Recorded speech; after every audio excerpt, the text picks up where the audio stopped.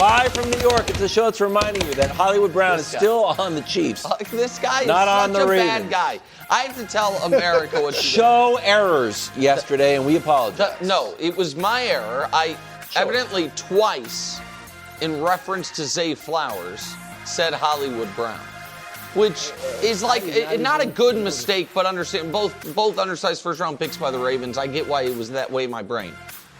It happens. What bothers me is Wilds heard it happen live, let me do it again, did not correct it, and then in a moment of vulnerability when I was texting him last night, he was like, you made an error worse than your Matt Ryan mistake, which he still mocks me for, which was during the pandemic. Because you stopped smoking cigarettes, I felt bad. Wilds. That maybe you're a little bit fuzzy. He's out, yeah. But I'm nervous about that. I know, but now you're going to start smoking again just to get stuff right. If I start getting names and facts wrong, I'm smoking again. I'll tell you that much That's right why now. I'm going to ignore it. I would sacrifice my health for Haven't the you show. seen those commercials? They're terrible. Yeah, well, that's why I'm not smoking. But I can't be getting these things wrong. First hour, Getting his first things picks first. wrong, not a big deal. Today's playoff preview. Which quarterback is under the most pressure to make a run to the Super Bowl? Meanwhile, we won't know for weeks, but we will know in 20 minutes who takes home the award from Brou's Ballot. Is it the MVP award or what actually? It's the MVP. Brou's Ballot. The Brou's Ballot MVP. MVP of the NFL season. Yeah. But okay. What? What are What you else would it confused be? about? I want it to be a separate award. Well, it's Brou's Ballot. That's the award. I'll be honest You with were you. Brou's MVP. I talked to Hubs about getting an award shaped like a ballot box. The award is the ballot. And finally, a That's fresh nice. playoff edition of Mahomes Mountain. Look at this beautiful ball flying through the air. Reminds me of Justin Fields in the preseason, alongside Chris Broussard.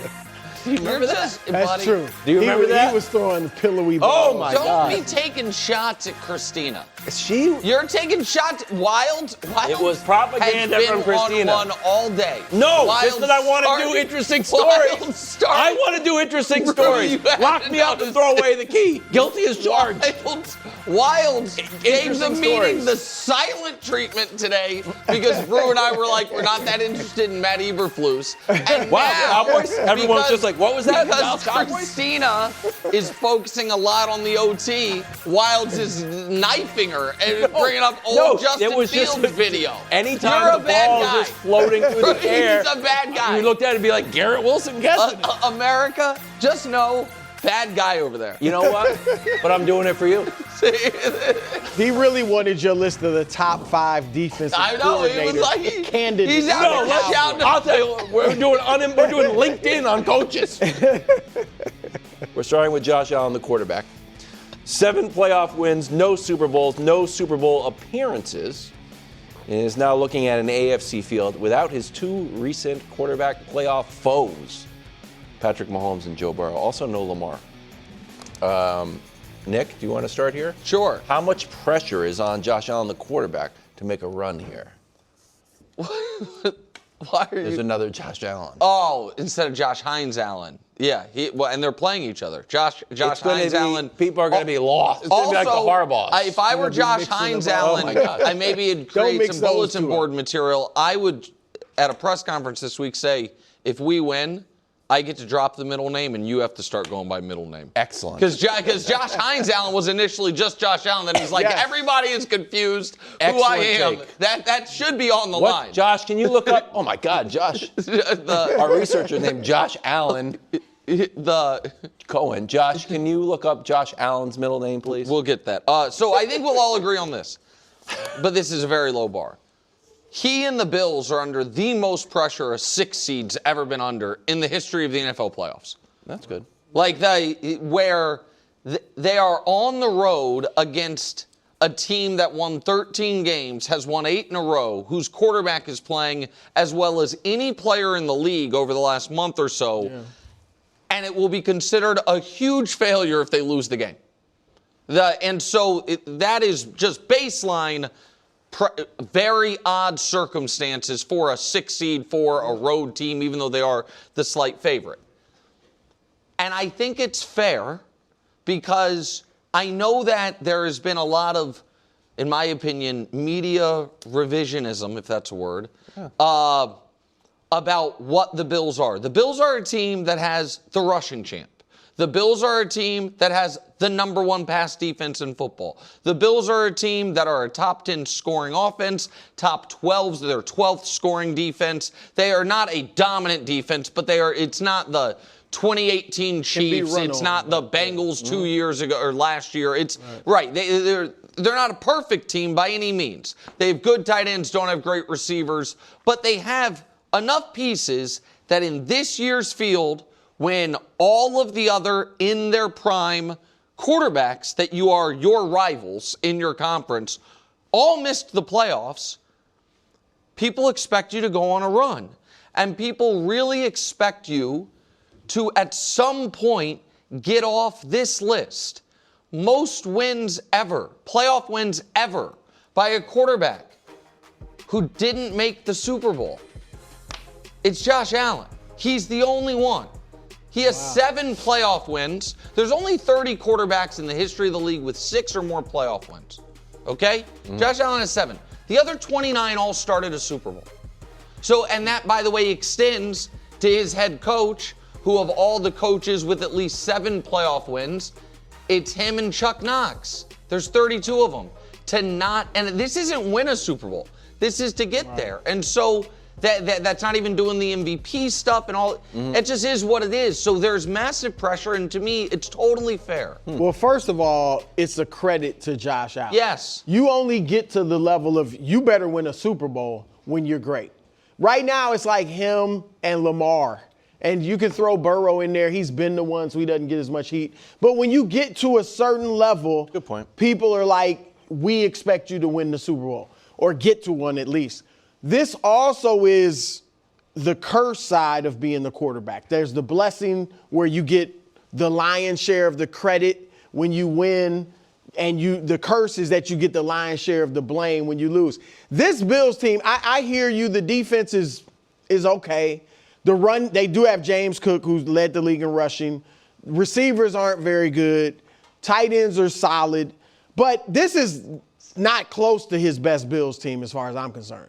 Like this, if you look at the Bills team versus the AFC field, they're in there, but you don't look at them as the best necessarily. You mean the team outside of the quarterback, players 2 through just 53? Period. Okay. The team. Like they are what they are. They're decent. They're a good team in a field of good teams. But they're not like head and shoulders above anybody. They're not even above anybody else. But the quarterback is viewed and is above everybody else. And so because of that, you could look at the team and say, I understand if Jacksonville beat them. But you're gonna criticize Josh Allen because you've reached a certain stature where you got to win a Super Bowl. And the fact is, every year he's still young, obviously still in his prime, but every year he doesn't win it, and same goes for Lamar, the likelihood of you ever winning it diminishes a little. Yes. Just a little, but it diminishes. A decent amount, actually. Yeah, I mean, so even if he's got 8 years left in his prime or whatever, it still diminishes some. And I'll say this, and look, I don't see any signs of him slowing down. You see something in Lamar, you feel like I'll let it go till next year. I think he was injured this year at times. But Josh is obviously a running quarterback. Yes. Cam Newton had 8 great, like really good years in his prime. And then the injuries just took their toll. Josh is in his 8th year. And again, I don't see that type of diminishment. I'm just saying, running quarterbacks, he takes a lot of hits like Cam did. So you wonder, will his prime be shorter than, say, a Mahomes or somebody like that? And Patrick's in a weird spot right now because Patrick is now going to be coming off a devastating injury. So if we just compare him instead of to Mahomes or a guy right now, just to your point, I think he is more likely to have 12 awesome years than 16 awesome years because of his style. Yeah. And by the way, 12 awesome years is still an amazing career. But if the Bills don't win the Super Bowl this year, and I'm talking about getting to the Super Bowl, but just win it, then I think people have to recognize that, hey, Josh, Lamar, Burrow, they're not all getting one. And it might be that only one of them gets one. Yeah. Because, because none of, if he doesn't win it this year, then obviously none of them are winning it this year.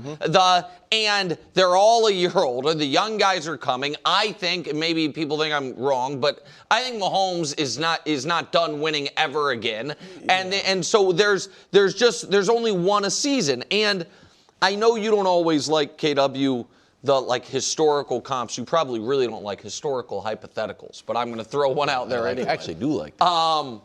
So Peyton got his Super Bowl in 2006. At that point, in 2006, he beat Brady in the AFC Championship game, broke through. Imagine a world just for a moment where that 06 AFC Championship game that the Patriots were up 21-3 at halftime, the Patriots had held on and won, okay? And Peyton didn't get to that Super Bowl. And then 07 happens and Patriots have that year. And then in 2008, Tom Brady was out with a torn ACL. Peyton Manning had never beaten him, had won league MVPs, and was walking into the playoffs as, by the way, a wild card, which in 2008, Peyton Manning oddly did because the Titans, I think, won the division that year. Everyone would say, you got to do it this year, Peyton. There wasn't that level of pressure on him that season because he had done it. He had broken through. Right. But that is kind of how I feel. Is this his best team? No. Is this the clearest path? No, not clear as far as home games. It's clearest as far as who. Field, but it is never going to be a situation, I believe, again, where no matter how the rest of the bracket breaks, the Bills will have clearly the quarterback edge in every round of the playoffs. Even if Drake May is better than him right now, it won't. Drake May in his first playoff run does not have the quarterback edge over Josh Allen when they can only meet in the conference championship game. And so, that to me is why there's all this pressure. And to your point, it's not necessarily fair, but people expect Josh to go on the road and beat Trevor Lawrence, and then in round 2 to be able to go beat Bo Nix. I know they're not on the same field at the same time. I get that. That's what people will expect because people think he's the best player in football. The saving grace, he has been criticized for not getting to the Super Bowl, but the saving grace for him has been the guys outside of his first time in the playoffs when he was in his second year, he wasn't Josh Allen yet.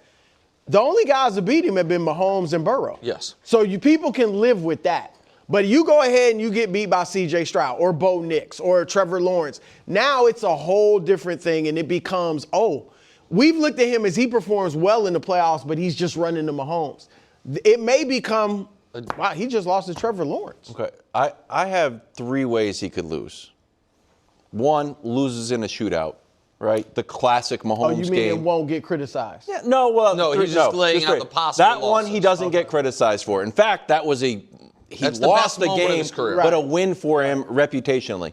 2, it's more like the Texans game where it's just a disaster on the line and he's getting chased around and people are like, what is he supposed to do? No, if he loses that way, if they lose, you think you get ripped for that? Yes. If they can't break 17 points in a playoff game against the Jags, as Jags defense is a little underrated in my opinion, it's not the Texans defense. Yes, he'll be criticized, and I think fairly criticized. And then the third way? The turnovers. It's Josh Allen Superman mode. If he starts throwing the ball away, it's how they lost to the Dolphins with an interception and a fumble. I don't know if we have the full screen, but when he turns the ball over, they lose the game. So if he loses like this, then definitely it's on him. But if he loses any other way, it's he's the MVP. Well, they're on the road. You're right, but it's still going to be a little bit of a knock. Oh, it's top 3. Top 3 is fine. But he went into the year before Mahomes had the year that he had, with a lot of people saying he's the best player in football. At 3 or 4 different times this year, whenever he has one of those crazy games, people say he's the best player in football. Who's starting next year? If he loses to Trevor, who's starting? No, that's kind of. Let's see what Drake May does. Oh my! I mean, sir, but let's see what Stafford does. See what Stafford does. Jalen Hurts. Who knows if he turns it on? You see, right? Well, if Jalen Hurts, if they win back-to-back Super Bowls, But if he loses in round one, unless it is a 38-35, last team with the ball, he's epic, then I do think it dings him as far as being the universally accepted, QB1, except for the folks that will continue to give it to Mahomes. He will get some leeway because of the receivers. Whether you think that's fair or not, if he loses, there will be a lot saying, get him a receiver. Oh, I agree with that. But they need to get him one anyway. But I just think it'll be hard. If they lose in round one, I personally think it's going to be hard for people to be like, Josh Allen is better than Patrick Mahomes going into next year. I don't know that people are going. I mean, Mahomes obviously historically is better than everybody in the league, but next year, I don't know if people are going to be saying Mahomes is the best. I wasn't. I mean, even if Josh goes out, you know what I mean? They might be saying there's somebody else. Never won a road playoff game. The Bills, as a franchise, have won 4. They haven't won one games. since I think '92. Correct. Against who? 1992 against who? Houston. Pittsburgh. I was going to say Pittsburgh. Pittsburgh and the AFC title game in Miami. It's on the board. They lose too. Chargers Patriots Sunday night. New England faces a rested Justin Herbert. Took the Broncos game off. Herbert was in Gillette about a year ago, where he crushed the Patriots 40-7 through 3 touchdowns. The Patriots are favored. The question on the bar is, should I be worried? I don't want to answer it first, though. It's more of like a trivia, and I'll tell you who's right. You want to go? Yeah. You should be worried. About what? The Chargers. Why? First, you guys haven't a great season. You played 3 playoff teams. You won 2, you lost 2, right? You crushed Carolina, which they weren't a playoff okay, team. congratulations to them. They got into the playoffs. Yeah. You lost to Pittsburgh, you split with Buffalo. So you guys, again, nice, awesome season. But y'all have not reached the status where you shouldn't be worried about anybody. Y'all should be worried about every team in the field. We just be worried regardless. Yeah. Yeah, because, we don't know what Drake is going to do. He's going to be – are you actually – I know people say that. Are you actually – do you think that Drake May could have a dud game? I don't think he'll be horrible, but he might not. And he could be horrible. He's not better but than Peyton Manning. I just don't think I'm not saying – I agree. No, I just think it's possible that he could have – we don't know what he's going to do. Playoff games – first time. But what evidence do you have other than the unknown? That he's young. But that's legitimate. But the evidence, KW, is that there has not seemingly been any rhyme or reason before a great quarterback's first playoff game if they were going to see ghosts. If you look at all the 10 greatest quarterbacks ever, and look at the reason I say he's not better than Peyton Manning, and I know that sounded like it was an attack. My point is we had no reason to believe going into Peyton's first playoff game that it was going to take him half a decade to play his first good one. There was no reason to believe it. There was not like there wasn't evidence from anywhere. It just happened to be the case.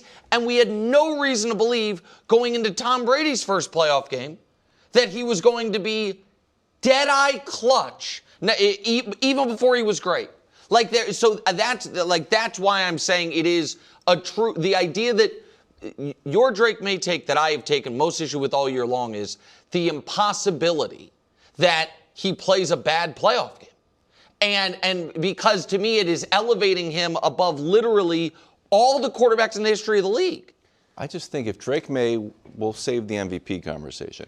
But if Drake May is the MVP, I feel like you guys have to prove it to me that he can have a bad game. Because is Stafford going to have a bad game? No, but you've seen Stafford as a playoff history. Yes, he's been great in the playoffs. He still could have a bad game. Okay. I won't say it. No, but go ahead. I interrupted. I interrupted your point, Brew. I didn't mean to. But here's the thing, Wilds, too. The Chargers are a good team. I know they're banged up. They're a very good team. We know Jim Harbaugh is a very good coach. Justin Herbert might be second, at least in the AFC, if not the whole league, as far as the pressure on him as a quarterback. Because we know we talked about Josh. Herbert's got to start showing something. He's in his 6th year. So that's something I should be worried about because Justin Herbert. His talent though. I have proof that Justin Herbert has played poorly in the playoffs. Right, but he's a good quarterback, a very good great quarterback, example, and he could come out and play well. Because you're right. I think. Should the Chargers be worried about the Patriots? Obviously. Should people be worried that Justin Herbert's going to have a third straight playoff dud? Obviously. This is like a mutual fear scenario, in my opinion. Herbert's another great example. Herbert in his second year in the league threw for 5,000 yards. Right. Herbert had never shown any signs that he wasn't that guy. And then in his first playoff game, melted. And then didn't miss a year, got back there in his second playoff game, was even worse. I could argue that's a little bit of poor coaching for his first playoff game that I don't think. That's fair, but okay, sure, but I just feel like if he's the MVP. Okay, we'll debate he's the top two MVP. He's an MVP candidate. Yeah. He's got the best completion percentage. He's got the best yards per pass. He's got the best passer rating in the league. He's 13th best all time. He's got the most first downs, either running or throwing. So to me, if I have a history of a guy through 17 games who has been excellent, it's like living in Southern California. And I think it's fair to say when we leave, it's going to be sunny out. And you're like, it might be a torrential downpour. I've seen it torrentially downpour. You don't think? Sure, but I'm not worried when I walk outside. I'm holy cow, you guys were right. It's pouring You're saying there's no difference between playoff football and regular season. Right. No, I'm saying you need to prove it to me that you've seen. We have never seen him in the playoffs. That I understand. I had never seen him play against. No, you're going to. I'm trying to think who we didn't play against. The Panthers. He played well. I understand the playoffs are different, but you have to prove to me that he's going to play more. Hold on, wait. Other than there's other quarterbacks. And he might play well, but not great, right? And they still lose. Can I, a couple to KW, you think if he plays well, they automatically I don't think win. Justin Herbert is an example of a guy who Justin Herbert was not the MVP his first playoff. Wasn't in the MVP conversation his first playoff year. I need an example of an MVP candidate who's Peyton Manning. There you go. There it is. All right. Worst case scenario, he's Peyton Manning. I'm gonna roll the dice. I mean, Lamar, as we've said, Lamar. How how about Lamar Jackson, who was unanimous MVP his second year in the league? Now that was his second playoff game, but his first playoff game as the full-time starter all year, and was awful. By the way, I think that's a fair example. It's not. I mean, it really has no. I asked for something and you guys delivered it, so sure. But Lamar Jackson's playoff performance literally has nothing to do with Drake. But we're just saying. But that's what I know. I understand. The postseason is entirely different from the regular. No, but hold on. Everything's going to be amped up, and you just don't know how guys are going to react. That's all we're saying. We're not saying he can't have a great game either. I just want to be on the record with what I'm saying. I am not predicting Drake May fails. There's been nothing I have seen from Drake May that makes me think the lights are going to be too bright. I have been wildly impressed by him. I think he is already a superstar. And I don't think he is going to have, next year all of a sudden plummet back down to earth the way we've seen with some quarterbacks. I don't believe any of that stuff. I also, though, think that you are acting as if Brou and I are saying, we know he's going to fail. When we're not saying that. We are acting like you are saying, I know he's not going to. And I think that the entirety of NFL history tells us you don't know that. Before you have seen a quarterback play in the postseason, you do not know whether or not his regular season performance and playoff performance are going to be similarly correlated, inversely correlated, if he's going to be a playoff riser, which for May this year would be basically impossible, he's played so well, or a playoff dropper, which almost every quarterback, by the way, in fact, literally every quarterback except for Brady and Mahomes, are playoff droppers from regular season numbers, postseason numbers. The question is, how big? Is it just a tiny bit, or is it that much? And this is where, and this is the point Brou was making, where I think the strength of schedule stuff is the most relevant. Not about awards, but about how prepared for this moment is Drake May, and no matter how good coaching is, no matter how good practice is, no matter how good any of those things are, there is a level of only being able to be prepared to play great NFL defenses by playing them. And I think that's where the schedule's worked against you guys a tiny bit. So that's why I'd be nervous. You know I don't believe in the Chargers. You know I don't believe in Justin Herbert. But I just think you are operating from a place of certainty that I don't think any quarterback in the history of the league has earned. I have not seen anyone present any evidence that Drake May is susceptible to a upcoming struggle or slump. I haven't seen it. And it's not, and it's like, well, Peyton Manning did, or well, Lamar did. Okay, those What's are good. the evidence that he has? Right. That he's not. That he won't. Because you're going to only Because he has played present 17 games regular of season MVP caliber football. So Right. I would say there would extend to the 18th game. No, that so we the The have 18th at game's a home. lot different. It's a playoff game. Yeah, I mean, that's what I that's- think. You don't think it's different? We've never seen Which him is in I don't know if shocking it's a to me. lot different that the MVP is going to fall off a cliff. Oh, yeah. But And I it's think a- his it's a lot style of play lends itself, super accurate, mobile, experienced offensive coordinator at home against a banged up team. Yeah, I think he's going to do pretty well. If anything, well, I'll save that part.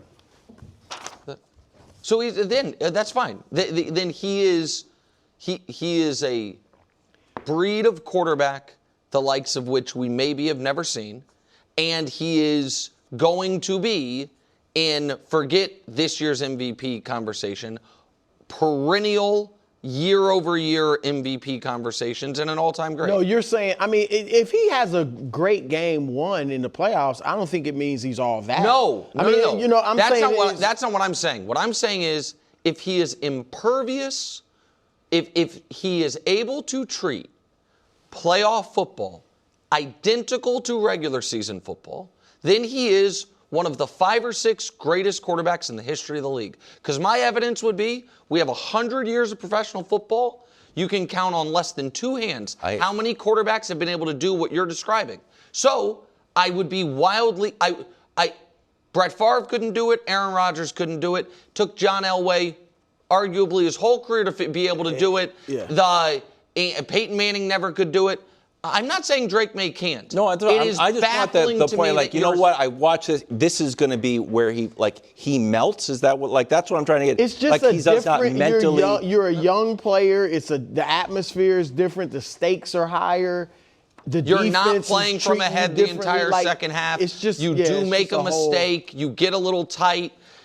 All those things we've seen it happen. Maybe it can't happen to Drake. I just haven't seen it from Drake May. You haven't seen him. You in the haven't seen him playoffs, play period. well either in the playoffs. You haven't seen it. You're right. We haven't seen it. You just think it's not different. That's fine. No, I think it's different, but I have yet to get. There's just no evidence. You guys aren't. It's all. There's no evidence either way. It's just all right, anecdotal. KW, there's no evidence There's either no direction, evidence and you asked us either for way. examples. We gave them to you, and you said you don't care about them anymore. So there's No, nothing there's not evidence. There's just like these guys, these random guys. That's what you guys are talking about. You're not talking about Drake May. You're talking about Lamar Jackson struggles. We have evidence neither way on Drake May. That he'll be fine or that he'll. I've said he's played 17 games of great football. But not playoff football. And I think he'll be good. I'm not saying he'll be Coming bad. up. I'm just saying it's in the air. Bruce Ballot. Yeah, we're speaking of Drake May. You might be happy with this, Wild. Nearly home. Isn't home where we all want to be? Reba here for Realtor.com, the pros' #1 most trusted app. If you're hearing me, I'm going to assume you're awake. And if you aren't, because while you're snoozing, someone else might be finding your dream home. That's where Realtor.com comes in. With over 500,000 new real listings straight from the pros every month, that's a lot of chances to find the place you've been dreaming of. Whether you're searching for a 2-story mid-century with a pool or a little extra space with a spa-inspired bathroom, Realtor.com can help you find it today. So quit hitting that snooze button. Realtor.com isn't sleeping on finding your dream home, and neither should you. Download the Realtor.com app today, cause you're nearly home. Make it real with Realtor.com. Pros #1 most trusted app based on August 2024 proprietary survey. Over 500,000 new listings every month based on average new for sale and rental listings. February 2024 through January 2025. Podcasts and YouTube are rolling. We are under 26 million, which sounds like a lot, but it's not. We're going to get to 1 billion views where Gianna loses her job. By the Super Bowl. We're definitely going to get to 1 billion, but Oh, Gianna was trying not to put a date if on. we don't get there by the Super Bowl, Gianna loses her job. Sorry, Gianna, but I think I have confidence. She does get to there by the Super Bowl. She gets a sweet green gift card. Before we start the playoff, it's time to see who's got the top spot and who has the oddly important 5 spot. Without further ado, it's the season finale of Brou's Ballot. Welcome, Chris Broussard. Thank you, Wilds. Wow. I put a ton of time and thought into this, so I hope you guys enjoy the ballot. All right, at number 5, Nick, Trevor Lawrence. Congratulations, Trevor. He lifted Jacksonville from 4 wins to 13. 4 last year to 13. Look, I know he doesn't have the efficiency numbers. Only 91 passer rating, 60% completion percentage. However, Wilds, he was 3rd in the league in total touchdowns with 38. He had 9 rushing, 29 passing. And coach, over the last 9 games of the season, he was hot. 20 passing touchdowns, 25 total touchdowns. The only player that could match him in total touchdowns or even passing touchdowns was Matthew Stafford. So he came on strong, so I gave him number 5. A little low by my mind, Brou, but I like that he's on the ballot. At number 4, I know Wilds hates it, but the sack champion. Don't hate it. Myles Garrett, 23 sacks, broke a record that has stood for a quarter century. Did it on a bad team, so teams were playing ahead, not passing as much against the Browns, and he still got the sack record. And he was 2nd all time in tackles for losses for a season, coach. 33, 2nd all time. Only 2 players have ever had 30 or more tackles for losses in the season, Myles Garrett and J.J. Watt. All right, at number 3, Josh Allen. Look, he actually had a better passer rating. I know people think he had a down year. His passer rating is better than it was last year when he won the MVP. 101 last year, 102 this year. 2nd in the league in total touchdowns with 39. I get that the roller coaster Josh has come back a little bit this year, but he still carried them to 12 wins. I had to give him number 3. All right, and here it is. This is the moment that we all have been waiting for. And Wilds, buckle up. Because at number 2, the 2nd-year man in New England, Drake May, which means that everybody's All-American, Matthew Stafford, is the MVP this season for Brou's Ballot. Now, we tried to get everybody's All-American on the phone. We couldn't, but we did get his teammate. Really? Running back Kyron Williams is going to offer congratulations and accept this award for his quarterback. How's it going? Kyron Williams here, Los Angeles Rams running back. I just want to give my quarterback, Matthew Stafford, a big shout out on winning MVP of the First Things First show. Man, Matthew, you know the type of person you are, the type of competitor, man. You know, it's been a blessing to be here just to watch you continue to keep growing and keep being better at the game. Keep going. That was fantastic. Yes. And what are you actually sending to Matthew Stafford? Well, we got to work that out with Yeah. Dusty and me on the You back. should send him one of those jackets that you wear in the little. One of Lamar's jackets. Let me quickly say this oh. because I know you guys want to discuss it. It essentially, because you can make an argument for Drake or Stafford, obviously. Yeah. Coach, it came down to one number for me. 46. 46. Yeah. 46 touchdowns. When the competition, Drake May had 31. 15, it would have taken Drake May a half a season at that rate to match Matthew Stafford. So that's really, Stafford obviously led the league in passing yards as well. Drake led the league in a few categories. So both were deserving, but 46 touchdowns. And this last graphic I want to show, only 7 players, including Stafford, have ever thrown for 46 or more touchdowns in a season. Every single one of them except Drew Brees, won the MVP that year, and maybe Stafford, we'll see. But when Breeze threw 46, Aaron Rodgers won it that year and threw 45. Correct. So it's 46 touchdowns is kind of a magical number. 45. Do you call it 45? 45, There's every season a quarterback's ever thrown for 45 touchdowns. He has won the MVP, except for a year 2 guys did it. In which case, you know what I mean? Right. One guy didn't win MVP. I don't think it is. This has become controversial in a way that I don't, and maybe it's just symptom of the internet. Like, I don't see a ton of people who think Matt Stafford should be MVP outraged by the idea that Drake May could win it. But there, to me, has been just outright misinformation about Stafford's case. Stafford led the league in yards and led the league in touchdown passes. That's a good place to start. Led the league in passing yards, led the league in touchdown passes, and 46 touchdowns to 8 interceptions is an insane number. Yep. What obviously works against Stafford is 5 seed versus 2 seed. I do think it is at least worth noting that Matt Stafford scored a touchdown in overtime against Seattle. First team ever to score a touchdown in overtime and lose the game, by the way. And then, as you guys would say about Brock Purdy in the Super Bowl, left the field with the lead. But not a 3-point lead, a 7-point lead. And if they get a stop, his defense, they're the 1 seed. Yeah. And that's fair. The other stuff was that Stafford has gotten rich on 1-yard touchdowns. He has 8 1-yard touchdowns. Drake May has 3. So again, you take them both off, you do that. The other one was that Stafford, just ate up against the stat padded. So I just want to show a couple things because I think Matt Stafford's the league MVP. One is just go to the Jets and Cardinals thing, because both Drake and Stafford this year had 3-win teams in their division that they crushed, that they just annihilated that competition. The 7 touchdowns, 6 touchdowns, passer rating's insane. Both went 2-0. Team scored 34 or 41 a game. So if you just so they both killed the awful teams in their division.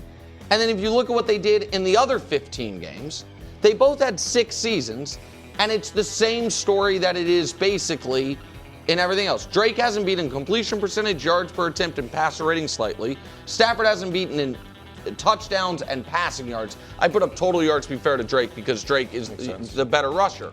And so I think 46 touchdowns, 8 picks, and lead the league in passing yards. And this is where, Coach, I will also say, in the toughest division in the league against a tough schedule versus against the 32nd ranked schedule, to me, that's the league MVP. And quickly, 1-yard touchdown, are those easy? I mean, 1-yard touchdowns are not easy. But we hand the ball. See teams Drake hands the ball off and they throw it. But I think that's right. Saying but it's a 5-touchdown difference. It's 3 for Drake and 8 for Stafford. There's a million games that have been lost on missed 1-yard touchdowns. Thank you. Where they're in goal line defense, they're matched up outside, it's single coverage. Everything tells you, hey, we should go ahead and throw this fade, and it's incomplete. Way more than it's complete. It's a lot harder than I think people give the quarterback and receiver credit for.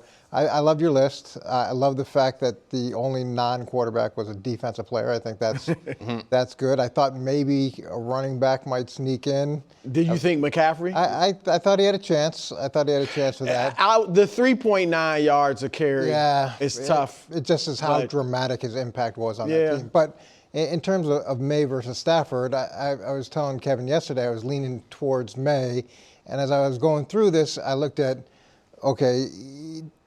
Stafford had the experience, he has the consistency of the offense, of the coordinator, of the head coach. He has all those advantages, but he's playing in a much tougher division. And in preseason, we were talking about, is this guy even going to play? We didn't even know if he was going to be able to play with the back injury, and then he plays in the toughest division, and he has the production that he has. Now, May, you got to give so much credit for. It's a 10-game turnaround. Now, granted, the schedule was significantly lighter, but he's got a new head coach and a new coordinator. He just happened to get a really good head coach and a really good coordinator, probably not the same supporting staff. So it was hard, but at the end of the day, I think I'm like you guys. You look at the difference in number of passing touchdowns, and it's just so significant, it's hard to give the nod to May. I think it's Look, if it's just a touchdown counting contest, and I don't want to oversimplify your arguments, but then yes, he wins it. At the same time, like the Patriots had the third best scoring offense. We gave 29 points a game, so it's not like couldn't move the ball. Sure. You know, I think the Rams are one, I believe. My question is, and I hate hypotheticals on switching guys' teams, but I'm going to do it if you guys are willing to entertain it. To me, it comes down to the 10-game turnaround. If Drake May and Stafford were traded for each other before the season, The Pats are bigger favorites than they are right now. maybe, but just hear me out. Not looking at.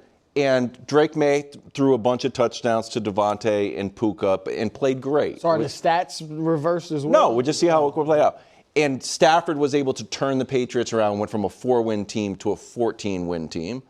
I think that you would give more credit to Matthew Stafford for the MVP because of the turnaround. Short story is, I think Drake is almost being penalized for being on that team and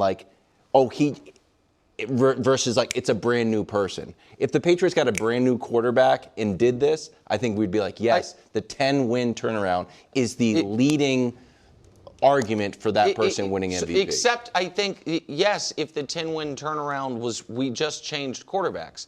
Instead of what actually happened was the quarterback got a lot better, but it's the same quarterback. Yeah. And they added more players in free agency than any team in the league. They went from objectively bad head coach to a very good head coach. They went from offensive system that had no rhyme or reason to a great one in Josh McDaniels. Maybe the best. They have the reason we on this show don't talk weapons, the Stafford weapons advantage that much is because you're adamant the best receiver on either team's Diggs. And Puka's better than Stephon Diggs. But not when we were listed our top five the other day. Puka's better. He would be. But you certainly have Diggs ahead of Devontae Adams. He has. Yes, I do. He has no Pro Bowlers on offense. I've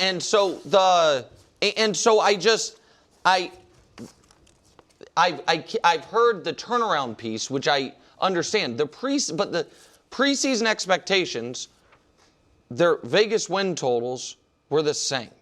We're 8.5 and 8.5 with more juice on the over for the Rams was 9. So both of these teams overachieved this season. The Patriots obviously more so because they got 14 wins. But I do think it's minimizing it to say if it's just a touchdown competition. And I think leading the league in passing yards and passing touchdowns for a team that was this close to being the number one seed. Now they didn't get it. I think is as legitimate of a case as there is. And I don't think it's just a touchdown total competition. I just think when you get to the number of you're 45? 46. Right, 46, yeah. and the difference is so significant. It's not just counting. It's the high watermark here, and then the separation between the two. The completion percentage and longest passes, yards per pass. That does it for me. That didn't win Tony Romo the MVP. He had both? And passer rating. He had all. Nearly home. Isn't home where we all want to be? Reba here for Realtor.com, the pros' #1 most trusted app. Finding a home is like dating. You're not just looking for a place to live, you're searching for the one. That's where Realtor.com comes in. Like any good matchmaker, they know exactly where to look. With over 500,000 new real listings straight from the pros every month, you could find your perfect match today. Ranch style with a pool, barn dominium with an in-law suite? Realtor.com's got 'em. Modern craftsman with a big yard and a treehouse out back? Realtor.com will have you saying, yep, that's the one. No more swiping. It's time to start finding. Download the Realtor.com app today, 'cause you're nearly home. Make it real with Realtor.com. Pros #1 most trusted app based on August 2024 proprietary survey. Over 500,000 new listings every month based on average new for sale and rental listings. February 2024 through January 2025. Texans Steelers Monday night. DK Metcalf is back. Texans still favored. Who do you trust more here, the Texans or the Steelers, coach? I'm going with the Texans. Defense. As much as that game was exciting and it was fun to watch. It was exciting. And it made for a good end of the season. it felt similar to Carolina-Tampa to me, where those two teams, the team that comes out of it, they've got a puncher's chance in the playoff, but that's kind of where it is. And Pittsburgh losing the week before to Cleveland was pretty disappointing. And then it comes down to this game, and there's a lot of good things, but there's still a missed field goal away from being home. This isn't like they're roaring into the playoffs. There's positive things, and the fact that they were able to win that game without DK Metcalf, that's positive as well. It's going to be interesting when DK comes back. He seems to have a really good chemistry with the receivers that he's working with now. How does DK work into that, and is it a net significant positive? And even if it is, we're talking about a salty defense that can stop the run, that can rush the passer, that can generate turnovers, that can create problems pretty much on every level. They're as hot as anybody, and C.J. Stroud isn't what he was his rookie season, but he's playing at a level where you think that he should be able to get him enough points for that defense to carry the day. Yeah, I'm with you, Coach. I trust Houston more. The defense, I think, is going to really pressure Rodgers, and that's going to give him problems. Last time we saw him against a defense that got pressure was Cleveland. They scored 6 points. I know DK's back, but still, that defense, not like they can't guard in the backfield either, defensive backfield.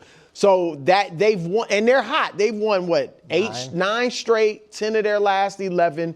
They've beaten several playoff teams. They beat Jacksonville, Buffalo, the Chargers during that run. And then good teams like the Chiefs and the Niners, they beat Baltimore. So they're hot. And here's the thing. And you mentioned earlier, Nick, like quarterbacks, rare quarterback that improves in the postseason. C.J. Stroud, I don't know if he's in that category or not, but his numbers, he's 2-2 in the playoffs. Now, he has a lot of experience in the playoffs for a young quarterback. Played 4 games, 1-2. But look, his passer rating, completion percentage, touchdown, interceptions, about the same, and then yards per attempt, like everything he gets better at. And so he hasn't been great the last 2 years in the regular season. Last year played a little better in the playoffs. I don't know how much of that is. I'd have to look at it. In my brain, that a lot of the weight is being carried by his first career playoff game where he was awesome. Because if I'm remembering it correctly, the second playoff game he played was the loss to Baltimore, right, where he was just fine. The game last year against the Chargers, that Texans offense was not good. That was about Herbert's 4 interceptions, and then they lost to the Chiefs. So I don't look at when I remember CJ's playoff career, it's not quite Jordan Love's where it's the first great game and then 2 bad games. But I don't think he's been consistently excellent. The numbers and he was okay against the Chiefs. Against the Chiefs, they were fine. So first of all, KW, what's our question? Do you trust the Texans or the Steelers more on Monday night? Oh, God. Dusty, the graphic. This is not the graphic. You're putting a little too much weight into this one, in my view. Well, is this all regular season games? Probably. They've never played a playoff game on Monday. Okay. Yeah, so playoffs are a totally different, unbelievable. Well, Coach would agree with in the A block, Coach, it would have been 3-on-1 instead of 2-on-1. So I don't know. Tom Brady went to the got the playoffs still. But more importantly than the graphic, I think you guys are giving the Steelers a bit of a short end here. You're right, the Steelers did lose a game down the stretch, but they have been playing their best football of their season from December to right now, with one really bad game dipped at the tail end of it, that Cleveland game. I also think, yes, you are correct, that had the Ravens made that field goal, the Ravens would have won. The Steelers had a bunch of other opportunities, though, where they also could have made that moot. They punch in the 1-yard touchdown. Now it looks like the Boswell extra point got blocked. It got credited. Oh, I didn't even see it. It got credited in the NFL official thing as being a blocked extra point. Like that maybe that's why. Which kind of makes more sense. You saw the way. Right. The 4th and 7. Where'd it get blocked? And they don't even, that took an amazing play by Isaiah Likely. So I think the Steelers were the better team Sunday night against a team that was as desperate as their version of a playoff game. And I don't know that I trust C.J. Stroud to score enough. C.J. has been the same quarterback the last 2 years. And it's not the quarterback he was his rookie year. I think this year he has 19 touchdowns. For the season, like it just you missed a few games, but yes, still, he has. He had an 87 passer rating last year. He's a 92 passer rating this year, and I think the Steelers at home with the addition of Metcalf, and I'm also a big believer that Rodgers is going to hang in the pocket more than he has in the regular season. That he was trying to make sure he stayed healthy for the playoffs. Not that he's going to take a bunch of hits, but be more willing to. So as much as I like D'Amico, I like Tomlin more. I think Rodgers, even at 42, is better than C.J. Stroud. I think that the only team in the AFC playoffs the Steelers might have better weapons than is the Texans. I don't know if the Texans' pass rush is enough to overcome all of that. And it's in Pittsburgh. I would think the momentum matters. I think the Steelers feel pretty momentous right now, coming off that win. Aaron Rodgers said it was exponential. Yeah, they beat a roller coaster team. Mahomes Mountain next, special wild card edition. Does it ever feel like you're a marketing professional just speaking into the void?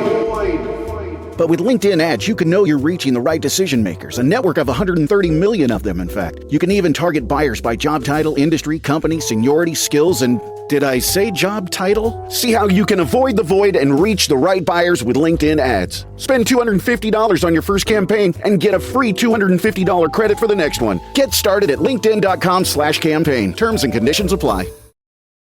Live from New York. It's a show that doesn't mind if Matthew Stafford wins the MVP. The guy threw a lot of touchdowns. Touchdown league. Who had the most home runs? It literally is a MVP? touchdown league. Yeah, definitely. That's how you win games. Yeah. Poor Drake May handing the ball off. He should have kept it. Running it himself.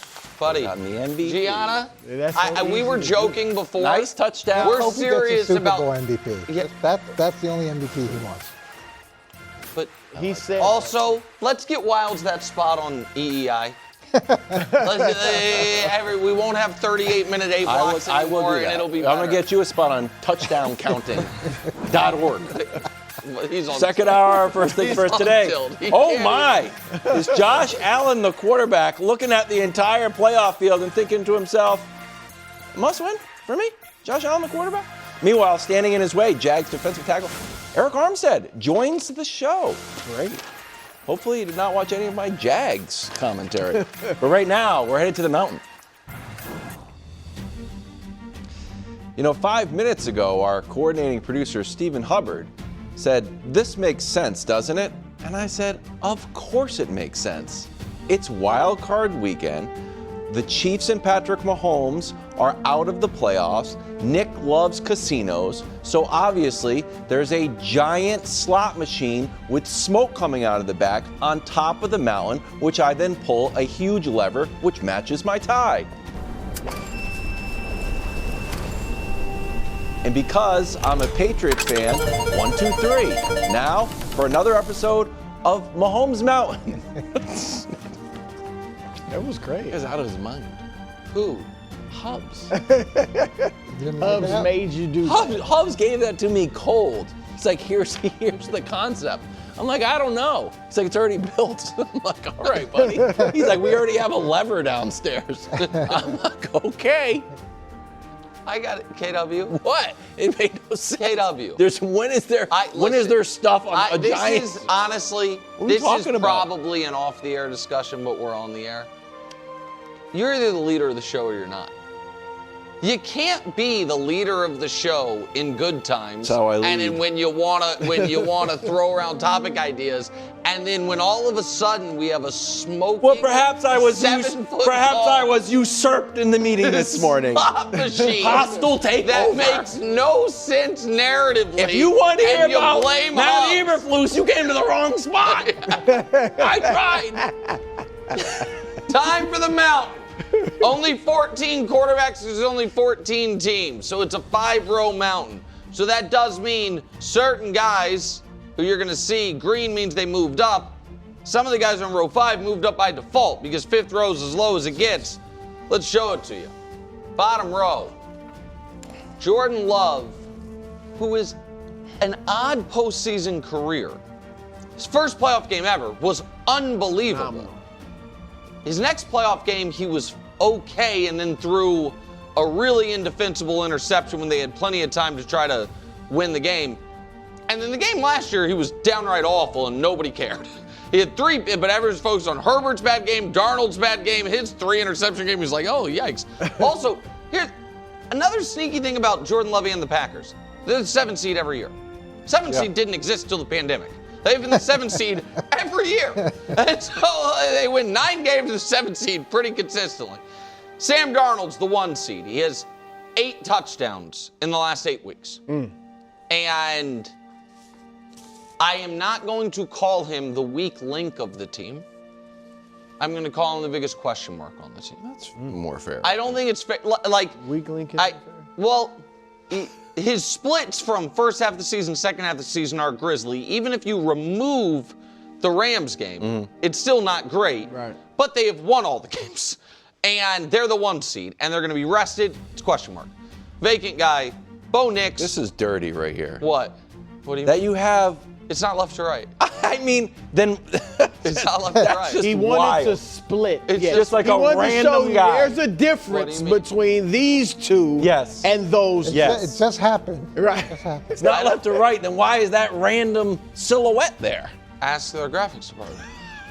I just tell them the rows. I've told you guys this many times. I just tell them the rows, and they put everyone wherever they want. no way. I assume they did it for symmetry purposes. Oh. You know what I mean? 2 quarterbacks, 2 quarterbacks. Or vacant vacant, guy. move down. But I don't. Who knows? Bo Nix kind of outplayed Trey Lance this week. Kind of. Trey Lance, not great. And Bryce Young, I don't know, man. Here's the bright side, I guess. Go be awesome on Saturday Totally. and change your NFL life. Get a playoff win, get a huge upset, first playoff victory for the Panthers in a decade, change your whole NFL life. I don't know what else to tell you. Row 4.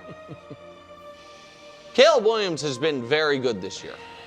I have never seen him in the postseason. I happen to think that matters. I am not going to just assume because he was great in college and has had a very good, not a great year, but a very good year, that he's going to be great this year. I also really didn't love how the Bears finished Week 18. I thought Week 17, I understand they lost to the Niners, but the offense was exceptional. They could have stolen it. Week 18 I knew the Lions weren't going to roll over, but to only score 16 points and have 0 points late in that game was alarming. Yep.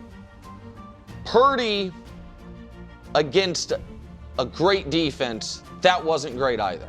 Now, he was playing outstanding, but you do worry about, was that just a bad game for Christian McCaffrey, or did the fact that they were using him as if he had said, this is going to be my last time ever playing football. I want to get as many touches as possible. Is it finally catching up to him? Obviously, the no Trent Williams and Ricky Pearsall hurt him. We expect those guys to be back, but it's concerning. Justin Herbert, we've seen him in 2 playoff games. He was very bad in both. He is now rested, ready, the more experienced quarterback, has, as maybe the more experienced coach, has, I think, in my opinion, maybe Wilds disagree, the better of the 2 defenses supporting him. Doesn't have the great offensive line. In fact, doesn't even have an average offensive line. Herbert's where he is.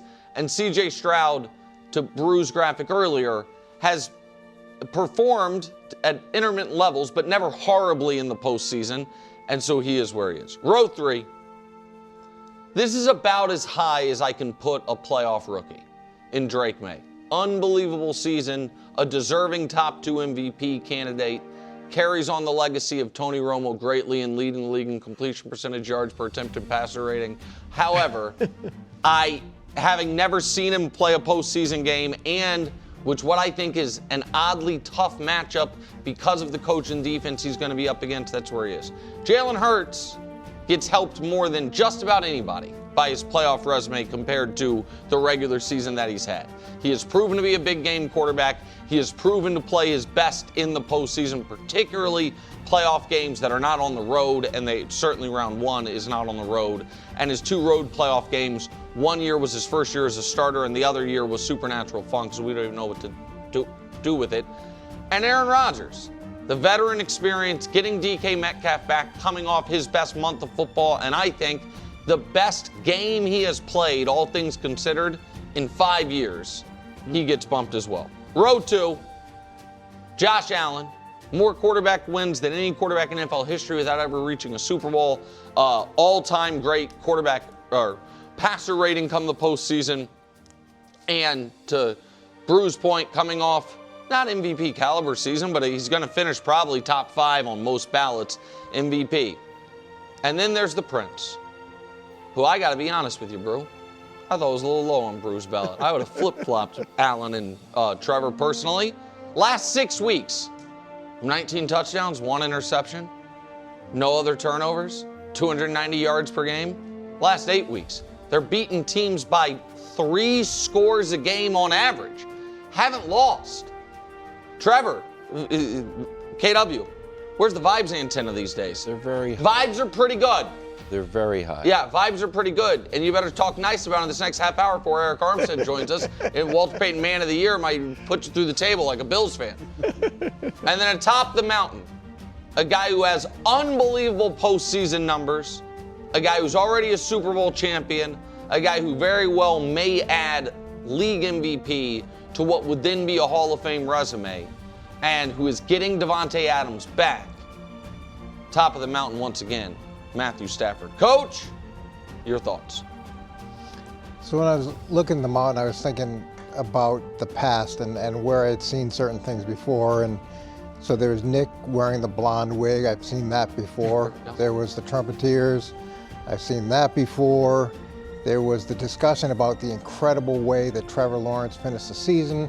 I've seen that before. I think it was the year that he got a new head coach. And so I went back and I looked at 2022. And so 2022, if we can bring this up. Third greatest playoff comeback ever? Third greatest playoff, but let's see how he finished the season. So he finished the season 5-0, and actually had a couple losses prior to that, but sprinkled in with a bunch of other wins. So he finished the season red hot back in 2022. And how did he respond in the postseason? Well, he had threw the 4 interceptions in the first half of that game. How'd that game end up? I forget. So then They won. So then here we are this year. So we're 8-0, but the numbers are similar. So we've seen this movie before, Yeah. and it was great. It wasn't. We wanted a sequel. It wasn't I'm great. interested in this. It was great. It was streaky, and he's streaky now, just like he was streaky then. And then he went into the playoff game and he struggled mightily. No. And I think there's going to be elements of that coming up again. And to that end, that's why I think he's too high for where you have now. I'm going to lose my mind. Versus, you can lose your mind all you want, but just like you put on the wig, we'll see you lose your mind again. We've seen it all before. We've seen this movie before. To And it use doesn't end. 20 It doesn't end with him would- being the second-tier quarterback on the mound. So let's talk about how 2022 ended. He did play a bad quarter and a half. In fact, a historically bad quarter and a half. And he then rallied to the tune of the 3rd greatest comeback in playoff history. And then the next round went on the road to Arrowhead and lost. Like, I don't know, everybody does. And he, by the way, in that game played a totally clean game until down 2 scores with 2 minutes left through a desperation pick. The difference is, if he wins this week. The difference is 3 games at the end of the season. Hold on. If he wins and 14 touchdowns, and let's do it actually, Coach. 14 touchdowns, a better passer rating, 4 more points per game. Like you're talking crazy. Not significantly better passer rating. I just said better. Yeah. I just said better. And you Good meltdown. you don't even like passer rating. I don't love it. Yeah, you I don't hate love it. it. No, I don't hate it. Completion percentage I'm not too fond of, and it was good of you to leave it off. I just think the Jags right now would sign up for the 2022 postseason when you add in round 2, you're not going to Arrowhead. You're not playing Patrick Mahomes. And that may be the case. What I'm saying, that doesn't make him the second tier of the mountain quarterback. I don't know. I think he's still going to finish 3rd in MVP voting. 1, 2, 3 sounds good to me. Go ahead, Brou. Well, I do agree with Coach. I think Trevor's too high, so I support that argument. But he's on your ballot. He can't be he can't be way too high. But I think he should be down. I'd put Hurts. You're obviously looking at experience, so you got May down there. but I'd put Hurts and switch Hurts and Trevor. But anyway, J-Lo is too low. I would switch J-Lo and Caleb. All right, Caleb, first of all, at this moment, now maybe a year, next year, 2 years from now, it'll be different. But right now, Jordan Love is better than Caleb Williams. If only because he can put together 4 straight quarters of solid football. Caleb seems incapable of doing that. Like his first 3 quarters, he looks terrible. He looks like he looked last year at times, and then comes on in the first fourth 3 quarters against your beloved Niners, Brew. They look pretty good. Scored touchdown every the time. Niners, half their defense is in the blue tent. That's if J-Lo gets hot, Caleb's going to be home. Yeah. And so J-Lo, the one time they matched up this season, Jordan beat him. I think he's a better quarterback. He does have experience. Now, like you said, his playoff resume is up and down, but he does at least have some playoff experience. And so I believe that J-Lo and Caleb should be switched. Yeah, Caleb has he given you a lot of confidence in these last few weeks? The game's more than 12 minutes long. Okay, and again, you're just ignoring the game where he was awesome the entire game and threw for what he threw for against the Niners. That was a rarity. Yards. And again, Phillip Rivers cooked the Niners The defense. Niners defense has been Yeah, I mean, they're not stopping anybody except Sam The Darnold. Niners just played the Seahawks. Seahawks scored 13 points. That's on nobody Sam scored Darnold. 38 on the Niners You but just the spent Bears. 10 minutes killing Sam Darnold. Oh my God. First of all, no, I didn't. Second of all, you guys, this idea that Caleb has been, you're talking about it like he's been Bo Nix. Like he's been terrible through 3 quarters and then just He hasn't been good through 3 That's not quarters. what I disagree. I think against the Lions that was true. What about the Packers when they beat them 22-16? And he was bad. He was getting outplayed by Malik Willis.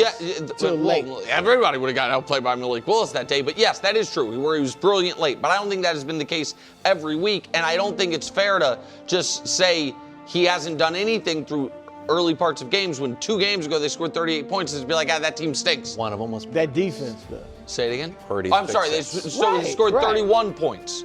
My apologies. Go ahead, KW. First of all, I want to apologize. I'm keeping my phone on for this part of Mahomes Mountain because my son has basketball practice, and I'm looking forward to his first 360 dunk. He's 13, trying to do a 360 dunk. Now, do I have any evidence whatsoever that he can do that? No. Has he come close to dunking? No. But I know that other 13-year-olds in the history of the world have done a 360 dunk. I don't have any evidence that my son can do it. But because other guys have done it, and it's a new day and you never know, maybe today's the day. That's such apples. No, let him finish. What are you talking about? No, Brew, let him go. Let him go. What are you talking about? Brew, KW, go ahead. The audience agrees with you. Go ahead. Unbelievable. I have no evidence that Drake May is going to have a bad playoff game. That was the analogy. Where you want to ding, even though you don't make the mountain, a lot of it is Drake doesn't have enough experience, which I agree with. But Josh McDaniels has a ton of experience. So I think the combination of Josh McDaniels and Drake May, 6 Super Bowls between them. Josh is on his 14th year as Patriots OC, and I wanted to bring up this play that I was going to kick around. Josh McDaniels has 6 Super Bowls? Josh McDaniels has 6 Super Bowls in different capacities, not all as OC, but he has 6 Super Bowl rings with, obviously, with the Patriots. Wow. How deep is Josh McDaniels' playbook? I was talking to Coach upstairs about this. This is the Jets touchdown that Stephon scores from Drake. Here's Drew Brees on the call. Take a listen. All right, I'm sorry, this play looks all too familiar. 2016 Super Bowl against the Atlanta Falcons. They're going deep into the archives. Josh McDaniels, just that quick dish. You've got all those lead blockers. So this is the 2-point conversion in the Falcons comeback that made it 28-28. And then I think Dusty has a video of them combined. The fact that Josh McDaniels can go this deep into his playbook, I think is a nice moat around Drake May's playoff inexperience. Also, as a nice added bonus, if you see the score 21-3 when we were playing the Jets, the touchdown made it 28-3. So part of me thinks that Josh McDaniels was doing this as a little troll job against the Jets, even though the Jets had nothing to do with the Falcons. But it's like, oh, this is just a clever play I can run, speaking of 28-3. So I think Josh's playbook is so extensive, I think it's a bit of a buffer around Drake's inexperience. So I'd like Drake to switch with Trevor. Coach, Yes, is regular season football the same as playoff football? it is not. Coach, do you think it's fair for any quarterback, no matter how good of a regular season they've had, before they've played a single playoff game, to be at least somewhat anxious that their first playoff game they might not play up to their regular season standard? I think everybody that goes into their first playoff game, regardless of position, is anxious. Everybody's anxious. Everybody's Do you think there is such a thing as being, if you're a quarterback in this league, as being immune to a bad game? I think everybody has the potential for a bad game. Okay, thank you. That's all I got. I don't want to keep having this argument. To Kevin Wild's point, the fact that he's going in with someone he has like, a lot of good advantages. for someone like Josh and 100%. and Mike Vrabel, you didn't even count how many Super Bowl rings he has. So I think the fact that he has that, and one of the things that makes you less anxious is preparation, and also the understanding that you have an advantage schematically, and when you have a guy like Josh, and when you're working with guys like Mike, typically you're going to have an advantage schematically, and you're going to be well prepared for whatever challenge. Listen, I agree with which all will of make that. you less anxious. I agree with all of that. I think he is better positioned to avoid a bad first playoff game than most quarterbacks. I don't think he's immune to it. But also, since we are showing Drake May against the Jets highlights, I'm glad you brought up that game, because I did have a full screen, and it's a double blind reveal, but one of them is the left-hand column, I'll admit, is Drake May against the Jets. It was one of the best games of the season, and it was the game that Kevin Wildes got very mad when Danny Parkins called just a singular data point. It was the game that a lot of people thought won Drake May the MVP. So if we can reveal it, that's Drake May against the Jets, and then that's the following week, Mitch Trubisky against the Jets. So I don't know where Mitch, maybe Mitch is going to be the next hot free agent quarterback acquisition, and maybe the Jets just quit at the end of the season. I'm not certain. But I do think for a team that didn't do any stat padding and all of Drake May's touchdowns were honorable and deep bombs when they were trailing as opposed to Stafford dinks and dunks, a 3-yarder up 21-3 on a Jets team that quit is very, I think, impactful in the overall Drake May season-long narrative. In this era of former number ones having resurgences, maybe Mitch Trubisky. Maybe he can. That's what I'm saying. Everybody doesn't just carve up the Jets like that. Never half a game. Oh, the slot machine is back. That is good-looking slot machine. That was great TV. The slot machine? Yeah. Why do growing businesses love working in Slack? Let's ask Christy at Ari Bikes. Running things in Slack saves me so much time. AI summaries save 97 minutes per week. What say you, Rox from Gosney? Slack helps us build community, it helps us build connection. Your partners, vendors and customers all in one place. Take us on home, Ashley from Caraway. If we didn't have Slack tomorrow, I would explode. Well, let's not let that happen. Visit slack.com/podcast to get 50% off Slack Business Plus. Wild Card Weekend, 2 huge games on Fox. On Saturday, it's Stafford and the Rams against Bryson, the Panthers. Then on Sunday, Jalen Hurts and the defending champion Eagles take on CMC and the 49ers. KW. What? Granted, CMC is the only our non-quarterback. graphics department once again tells Brock Purdy they know where the Niners' he's a bread little is buttered. injured. Mac Jones is ready to go. Quarterback, Christian McCaffrey. Wild Card Weekend powered by Verizon. Saturday and Sunday on Fox. Bills in Jacksonville, Sunday at 1. Josh Allen looking at a playoff field with no Mahomes, no Lamar, no Burrow, no Mac Jones. He's on the 49ers. Sporting news headline, the end of an era. NFL playoffs will be missing these 3 icons for the first time since 2017. Wow. What does this QB field, who's in and who's out, mean for Josh Allen? This couldn't be better in terms of the opportunity. And if you told me or told anybody at the end of the season that there wouldn't be any Patrick Mahomes, just that alone would excite everybody. They also could have written that same Sporting News article. Yeah. It's just Mahomes has been there since 20. The other guys have missed him. It's him alone. So you eliminate Patrick Mahomes, now your chances ramp up dramatically. Now you take out Lamar. That's an incredible opportunity. And you have no Joe Burrow. So you're the last superhero standing in the AFC. Now, maybe Drake May is the next guy to join that group, or maybe Drake May is the young guy like we've seen with young guys who have a year and then take a year.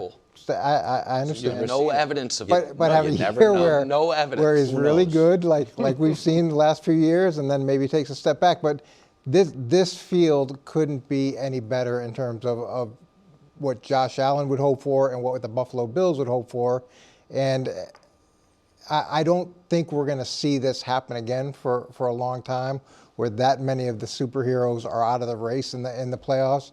So if they aren't able to get to the AFC Championship game, and I would argue win the AFC Championship game at least, I would imagine it's a pretty dramatic disappointment. Yeah, I mean, the only two guys who have beaten him in the playoffs once he became a star-level quarterback was Mahomes and Burrow. So with them gone, and look, if Drake May does become that next guy, that superstar on their level, then bad luck for Josh. Because in the future, you are going to have to deal with those three again.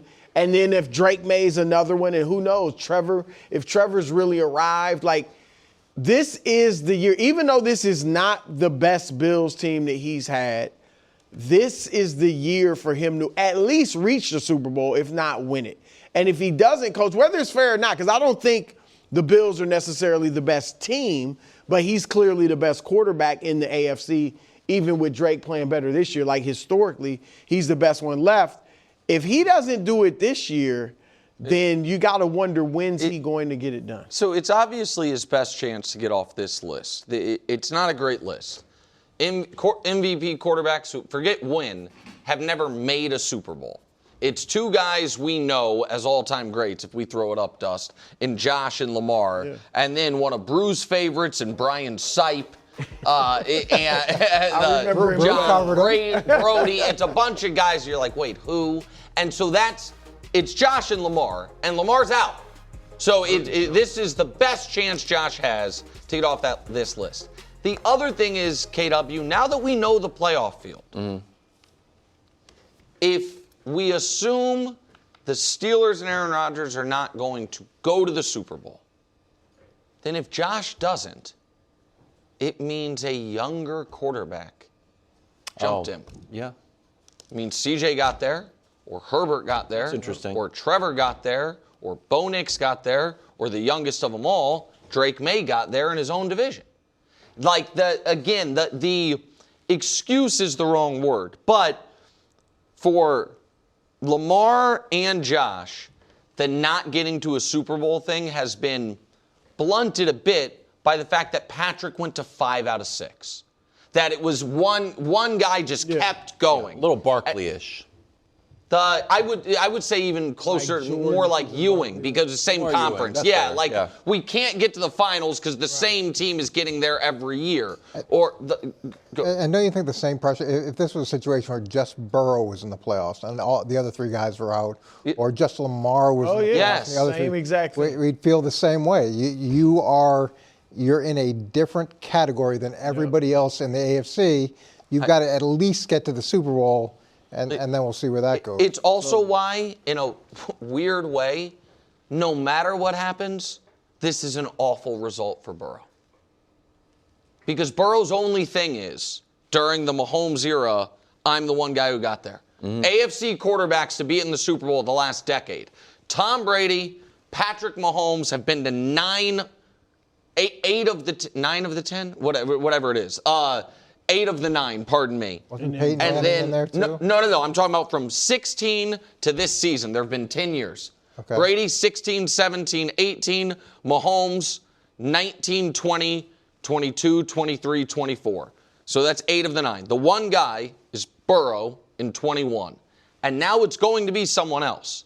It should, from a quarterback perspective, just looking at it through the lens of the quarterback, it should be Josh or Lamar. Lamar's out of it. It's a tough beat, man, if Trevor gets there before him. Rams are 10-point favorites in Carolina, return trip to Carolina. This one is Saturday at 3 on Fox. Coach, you correctly called this upset post-Thanksgiving. where the Panthers won 31-28. What are the keys for Carolina to do it again? Yeah, so they're 10-point dogs again, right? At the same level. So they're going to need a very similar plan, not plan, but result as they had last time. The first thing is they're going to have to win the turnover battle. And when you look at the last time they played, they ended up winning it 3-0. Okay, and the turnovers that they got the first interception in the red zone, so that took at least 3 points off. They got the second interception. They picked that off and brought it back for a touchdown, so that there's a 10-point swing. And then the last turnover was a forced fumble when the Rams were driving late, which sealed the game. So that took away their last drive. And then Carolina didn't turn the ball over at all. So that's the first thing.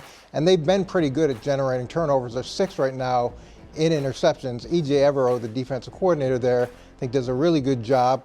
Will probably be a head coaching candidate here in the near future. And then the second thing is going to be big pass plays. And so the Rams are about the middle of the pack in terms of giving up big pass plays. And the last time they played, they had 3 significant pass plays that led to touchdowns. There was one that was 43 yards, there was one that was 35 yards, and there was one that was 33 yards. And the reason a lot of that gets opened up is going to be the third point, which is run it to win it. Because the Rams were so focused on stopping the run game last time, there was a lot of isolated man-to-man coverage out on the perimeter, which allowed the Panthers to take advantage of that and take some shots down the field. In terms of running the ball, they ran it 40 times last game for a 4.1 yard average. They've got 2 really good backs.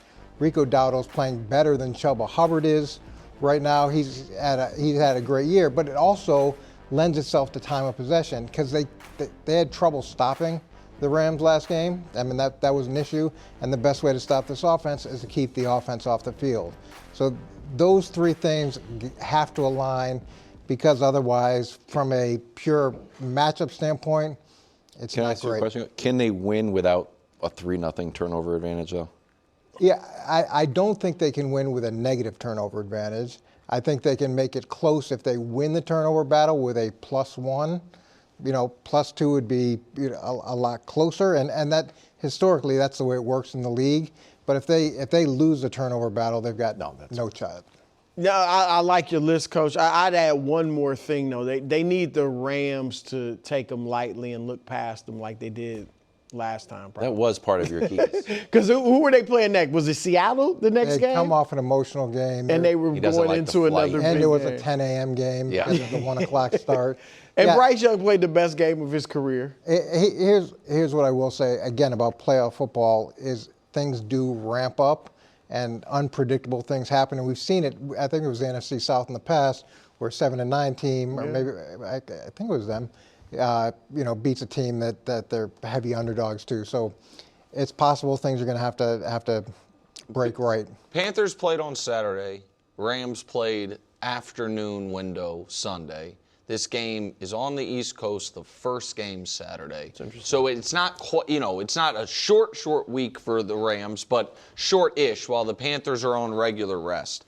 We're about to talk to Arik Armstead for the Jags, who part of their rallying cry is nobody believes in us.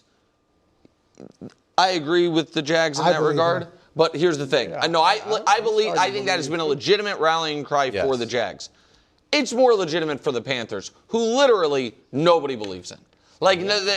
And when we just put up the season stats before we got to Coach's keys, one thing did kind of jump out to me, and it was the Rams scoring offense #1, and the Panthers, I think it said 27.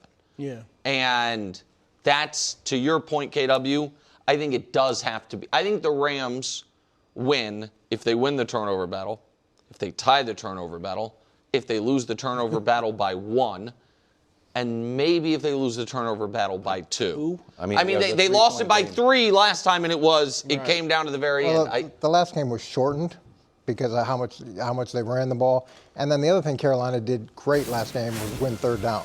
Yeah. How high are the vibes in Duval Nick is going to put on his grill? You put in a grill, not on a grill. My God. I'm not really familiar with grills. It wasn't huge in the Northeast. You don't grill? I just want you to know all of Jacksonville behind you. We know it's a meme that's kind of going viral, so we got your own video.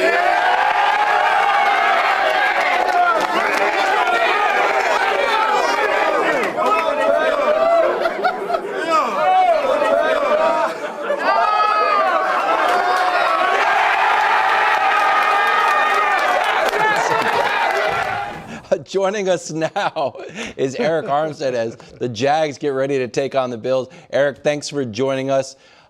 We just watched a video of Trevor getting his grills. Can you describe the vibe around the team? It just seems like you guys are just flying high.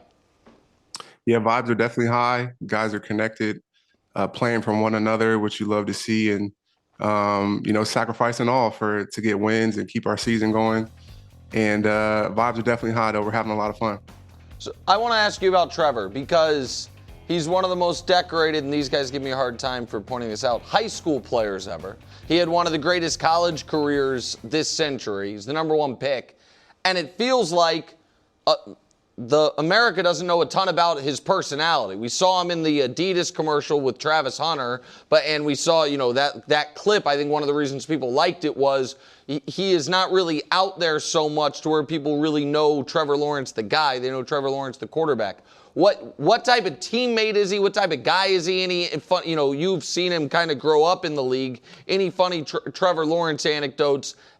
I ask as what I believe to be his biggest national media supporter this last half decade, and I'm really glad he's having this moment. Yeah, I know y'all can't stand Nick right now. I know he's been going crazy. Trevor's just a dude's dude, man. He's relatable. He's approachable. I know you guys saw when the lady was squatting him at the bar the other night. Yeah. He's just that type of guy, man. Just, he wants everyone to be together. He has events at his house. Him and his wife, Marissa, are very gracious with their home. We just recently had a holiday party at their house. And so, man, he's just a great guy, proud to be a teammate of his. And, that's my quarterback. And so, he's been silencing a lot of people. I know he's not going to pop it himself, but I'm going to pop it for him, man. He's playing on another level right now, and it's really inspiring to be a part of. And as a defense, we just want to get the ball back into his hands, man, and keep that magic going. He really has taken off, obviously, in the second half of the season. First 8 games, he had 9 touchdown passes. Last 9 games, he had 20 touchdown passes, 25 touchdowns overall. Did you notice, midway through the season, did you notice any difference in him, confidence-wise, or anything from, say, last year or even early this season versus the last 3 months when he's been on fire? Yeah, he's been on fire, and the stats obviously are showing that, but he hasn't really changed much at all in his process or preparation. He's just the same guy, shows up to work week in and week out and gives it his all.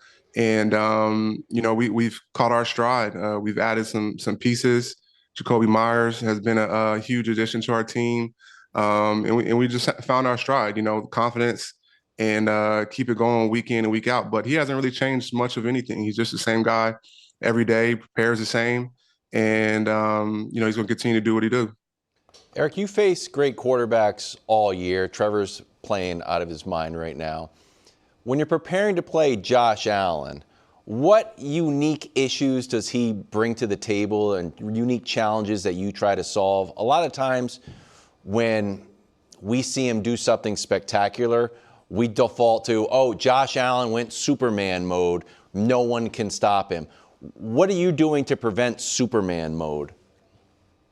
He's an extreme talent. Has been for a long time. I faced him multiple times throughout my career.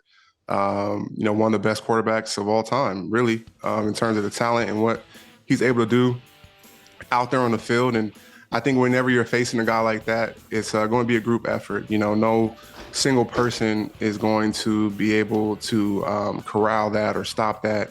You just got to play team defense. And the main thing I think is more so of a mindset of playing against a guy like that.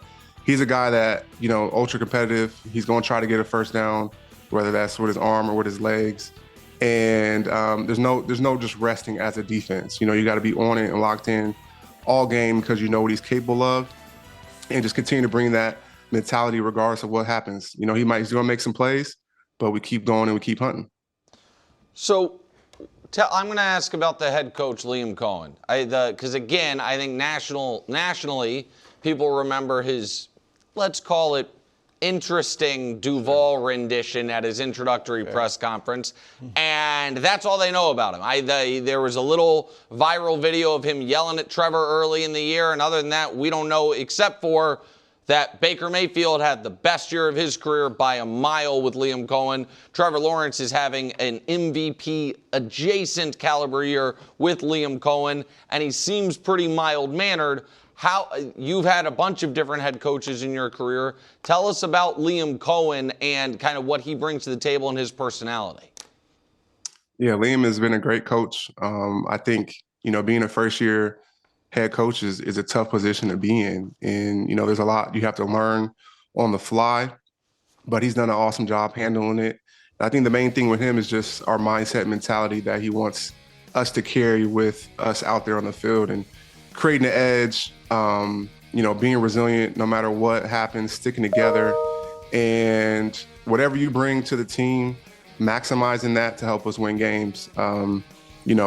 And I think that is truly creating an edge. Whatever edge you bring as an individual, he preaches that all the time, bring that to our team and bring that out there on the field.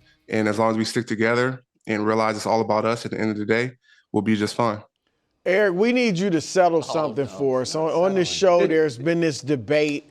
Myles Garrett obviously broke the sack record. I thought it was terrific. I did too, bro. Yeah, Nick Wiles is kind of poo-pooed it. No, Wiles I not want him getting to impressed. play on a winning team. I like Myles Garrett more than you guys probably. You're happy to have him wasting away in Cleveland.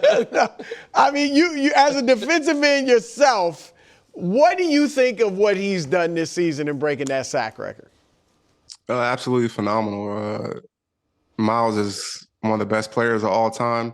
Been a big fan of his since he entered the league. He's came in day one and dominated. I heard about him when he was in high school. And, his combination of strength, athleticism, work ethic, he's taken everything that he's been blessed with and turned it into a Hall of Fame career. And you see that week in and week out with him. Like I said, he's one of the best of all time. My favorite is probably Julius Peppers, but I put him and Myles right there in that same category of big guys who are super athletic and super consistent, and they're going to get after the quarterback every game they play in. Take that, Wiles. I like Myles Garrett. I want him to be join the Patriots. Special cameo before we let you go. Coach Eric Mangini, fresh from his 49ers reunion. Tell us an embarrassing Coach Mangini story. Tell us about him as a coach, please. What up, Coach? How you doing? Can I tell you about Eric as a player? So one of the things, we talk so much about the quarterbacks and all the guys on offense, but you don't talk about veteran leadership, and you don't talk about those guys that when you have a rookie head coach and the locker room is trying to figure things out, go in and set a tone and be an example for all the young players and all the players that are trying to figure out how to win. That's why you bring a guy like Eric in. And Eric, they sub me out for interviews. Good leadership. But that's the value that Eric brings outside. They're number one against the run, so obviously that's a huge value also. But the leadership, the intelligence, the work ethic, all those incredible attributes that he has outside of being a great player. That's why he wanted you to come back on. Well, I appreciate that, Coach, and I appreciate you for believing in me and drafting me, now 11 years ago. And it was an honor to play for you. So it's definitely great to see you. I haven't seen you in some years, man. I know. You look the same. I wish I could say the same. You look great, bro. Well, best of luck against the Bills. I hope you have Winner of that game goes to the Super Bowl. Wow. No, it's his first round. Bills, Jags. No, it's first round. I understand. I'm saying winner of that game is going to win the AFC. Good luck, Eric. Got you. Yeah. Good luck, Thank man. you. Appreciate you guys. Yep. See it. More First Things First after the break. Live from New York, First Things First, overtime today. Did the Bears rise or fall in Danny's top 10? You never know when it comes to the Bears and Danny in top 10. I mean, they did lose, which by Danny's top 10 logic probably means they're number one. Meanwhile, I give you a cool stat about Drake May. We'll find out who locked up the MVP, Danny, Willie, and Coach. And finally, do the Bills need Josh Allen, the quarterback, to be Superman to get past Jacksonville alongside Chris Broussard, Nick Wright, and Danny Parkins? I'm Kevin Wildes. Danny, do you have a question? I want to ask Danny. Okay, good. Danny, Nick's going to ask you the question.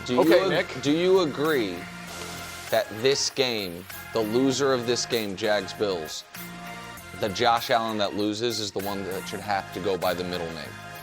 Yeah, I like that take. So Josh Hines Allen plays for the Jags. Take. If they win, he gets to be just Josh Allen, and then, What? It's a non-starter. You're going to say Josh Allen doesn't have a middle name? Patrick. Josh Patrick Allen? Yes. Wow. Oh, they named him after his dad?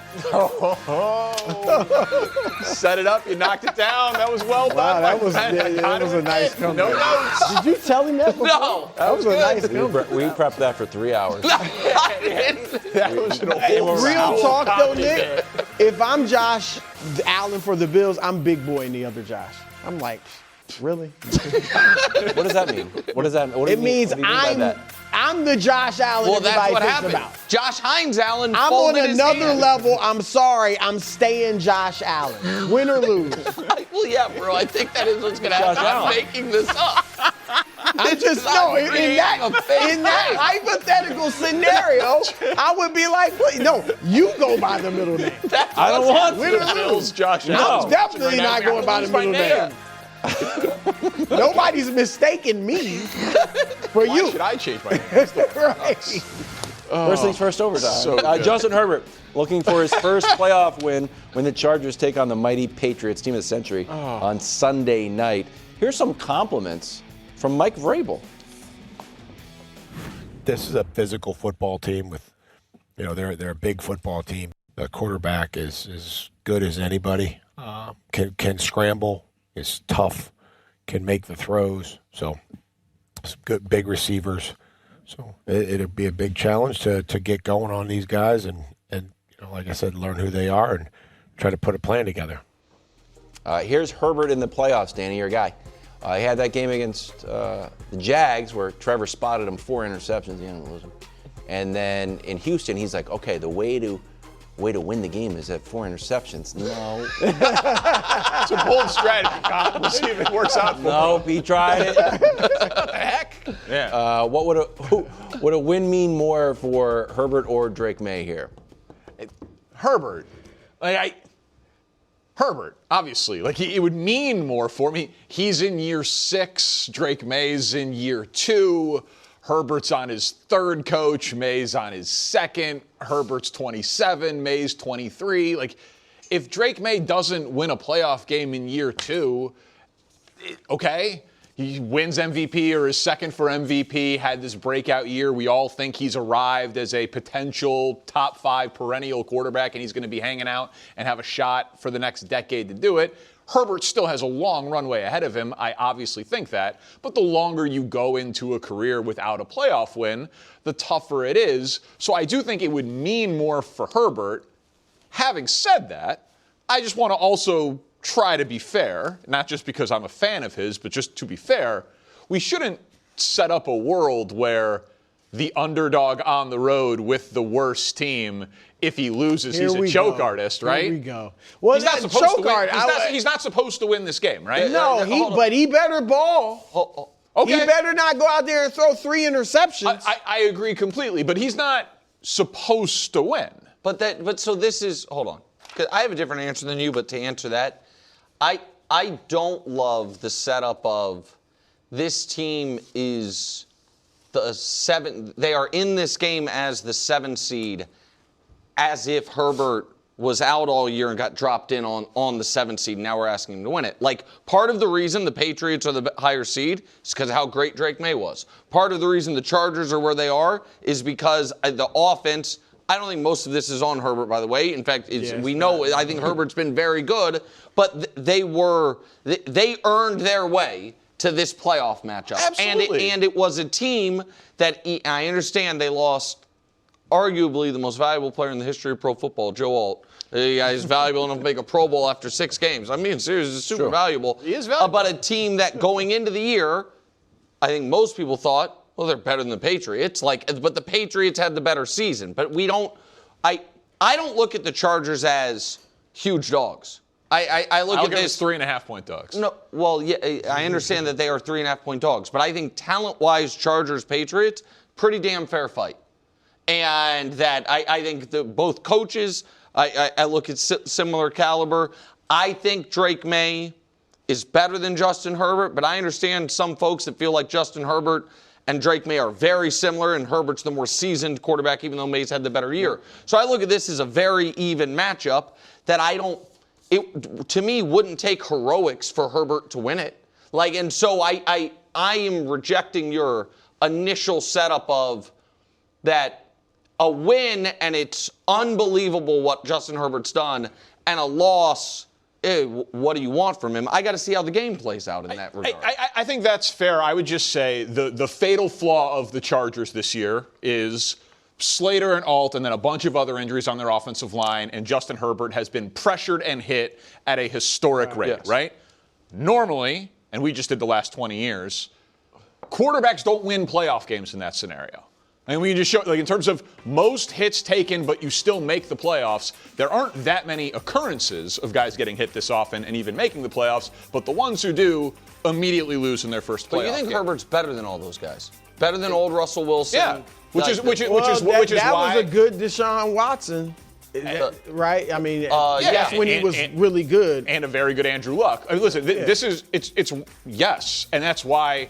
Not heroic, but I am picking the Chargers to win the game, and I do think it will mean a lot for how we talk about Justin Herbert, because a quarterback who gets hit at the rate that he does with those offensive line injuries normally doesn't win in the playoffs, and it would take a Superman-type effort from Herbert in order to do it. No, look, I agree that if Herbert loses but plays well, you can't kill him to me. Because I think if they were healthy on their offensive line, I mean, Slater's a whole nother issue, but just Alt, and I might think the Chargers should win this game. I think that's been their downfall this year, the injuries. But if he doesn't play well, then I think that's a problem, and he's going to really be known as a guy that melts in the playoffs, which is surprising because he had shown, as we talked about earlier, I was at your house, his first start against the Chiefs, and he was great. He got thrown in there, and he was great. So I expect him to play well. I'm surprised, though, Nick, because I agree with you fully that Herbert has more to win. If he wins this game, it means more for Herbert than for May. You disagree with that? I think that we have been living in a world where Drake May is going to win league MVP. The Patriots are, in some quarters, believed to be the most complete team on their side of the bracket. They're the 2 seed, and I think that everyone at this table trusts them more than they trust the 1 seed. Believes in the Patriots' chances of making the Super Bowl more than we believe in Denver's chances of making the Super Bowl.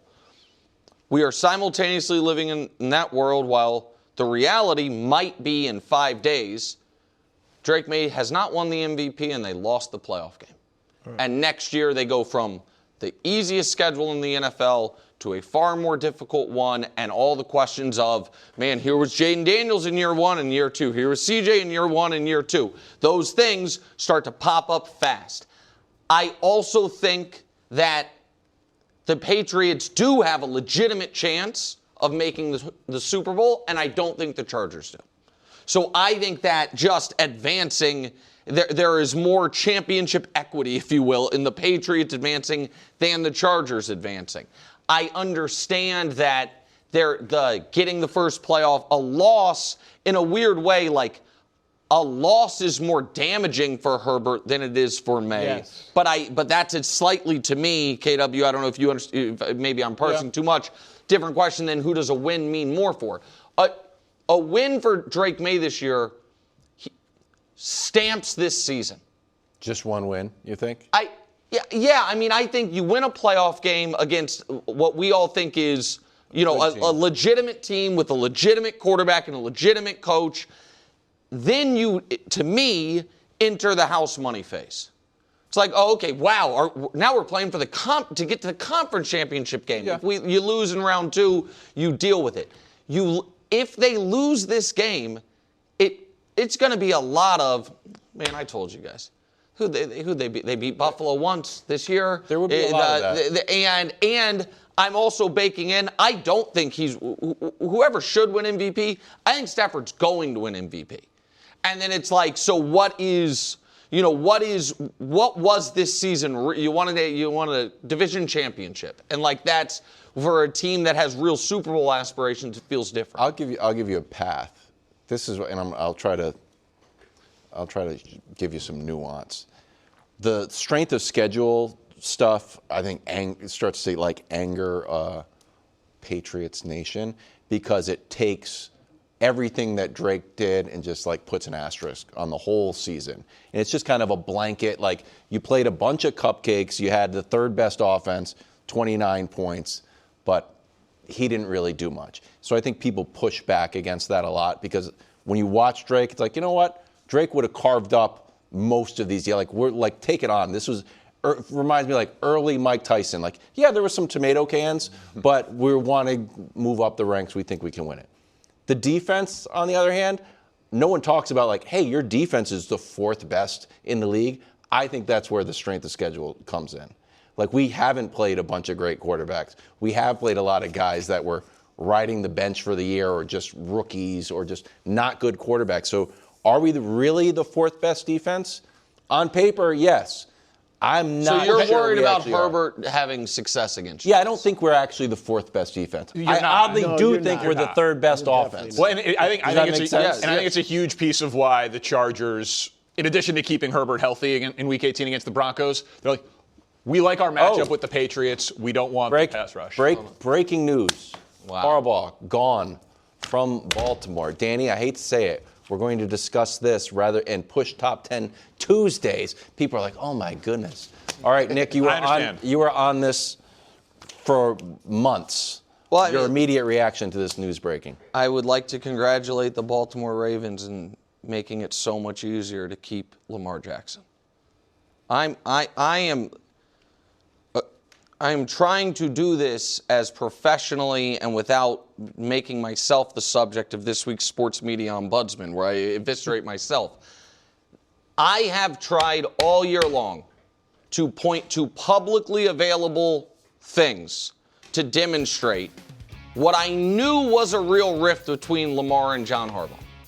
And so I pointed to the fact that Lamar, the head coach and the quarterback don't communicate about injuries, clearly. Mm-hmm. And the fact that, and I thought that article was pretty clearly, to mix metaphors, a Hail Mary, I felt, by John Harbaugh to signal to the organization, guys, I know you think if it's one or the other, you got to go with the star quarterback, but wow, that was my I don't know. That's my read. Mm-hmm. The only way to read that story was that it came from the Ravens and Harbaugh. Well, it definitely came from the Ravens, right? Somebody in the organization. And so this is a very, very risky maneuver. I don't know, again, who the best available head coach is, because I don't even know who the best available D coordinator for the Cowboys is. And I don't know, for the Ravens, their appetite of, with 2 years left on his deal, giving Lamar a fully guaranteed top of the market deal, which is the only thing he'd want. He would be justified in asking for that. The market's moved 20% since he signed his deal. He wanted a fully guaranteed deal before he won a cup or an MVP and 2 first-team All-Pros. But this was coming. And even if they won this weekend, barring this team making the Super Bowl, I believe this was coming. And I thought it was the biggest story in the NFL the last 3 weeks, and now it's here. Look, you may be right about Lamar and Harbaugh. Obviously, Lamar didn't give him, forget ringing endorsement, an endorsement at all when he was asked about this the other day. But regardless of that, unless Lamar Jackson was adamant, John Harbaugh's my coach. He has helped me become what I've become. He must be here. Yeah. Barring that, it was time. I don't care if Lamar liked him but was like, hey, whatever, we got to win. It was time. We saw year after, and again, Harbaugh will be just like Stefanski, although he's obviously done more than Stefanski. Harbaugh may get another job. He'll certainly get interviews with some of these teams that are looking for head coaches. So he's a good coach. But 18 years, after they won that Super Bowl, he missed the playoffs 4 out of the next 5 years. And then Lamar popped because they wasn't going well Lamar's rookie year, and then he put him in for Flacco, and the rest is history. They became a contender. But we saw so many times where things I look at as coaching. I thought they were an undisciplined team with a lot of the penalties in critical situations, taunting, unsportsmanlike fouls, just the not being able to get a full complementary game together. I look at a lot of that as coaching. And so I thought it was time, whether him and Lamar got along or not. And so it is risky in that you had a good coach. Now you got to get a good coach, but you still have Lamar Jackson, Derrick Henry, and some other good players. So I think they'll be fine, and this was the right move. And I think it's actually less risky, just to build off that for a second. This is immediately the best job opening by far in the NFL, and it is not close. Right. You get the second best job's the Giants. Right. Well, nothing close. You're going to get your pick, and you might even be able to entice people that otherwise were not terribly interested in entering this job market to be like, oh wait, I can go work for one of the 5 most stable organizations. So, what is it? Were you alluding to somebody? No, I don't know. Is Marcus Freeman definitely staying at Notre Dame? That's Curt Cignetti definitely staying at Indiana. Right. I just think people that otherwise would be like, the Giants, the Cardinals. That's interesting. Oh, wait, I can coach Lamar Jackson at 29 years old and work for one of the best organizations. To me, the coaching market changes immediately with this news, and we should just think bigger on it. But also, sometimes it's just time. Yes. I obviously used to work in Chicago, would cover the Cubs very closely. Theo Epstein used to talk about this all the time. He said he got it from Bill Walsh, 10 years, and then it's about time for leadership to change, both for the leader and for the team, because the leader needs a new challenge, and the people receiving the message from the leader, it can just grow stale, and so it's best for both parties to. That's why I had to give the show over to Wild. Right? Yeah, exactly. 10 years from now, who knows where I'll be? And Brou mentioned this because I've been sounding the alarms of one of the longest. I don't know who's longer tenured, him or Tomlin. I think Tomlin's the only one. Tomlin's one. He was 2, so he spent there, I think, 18 of the 30 years.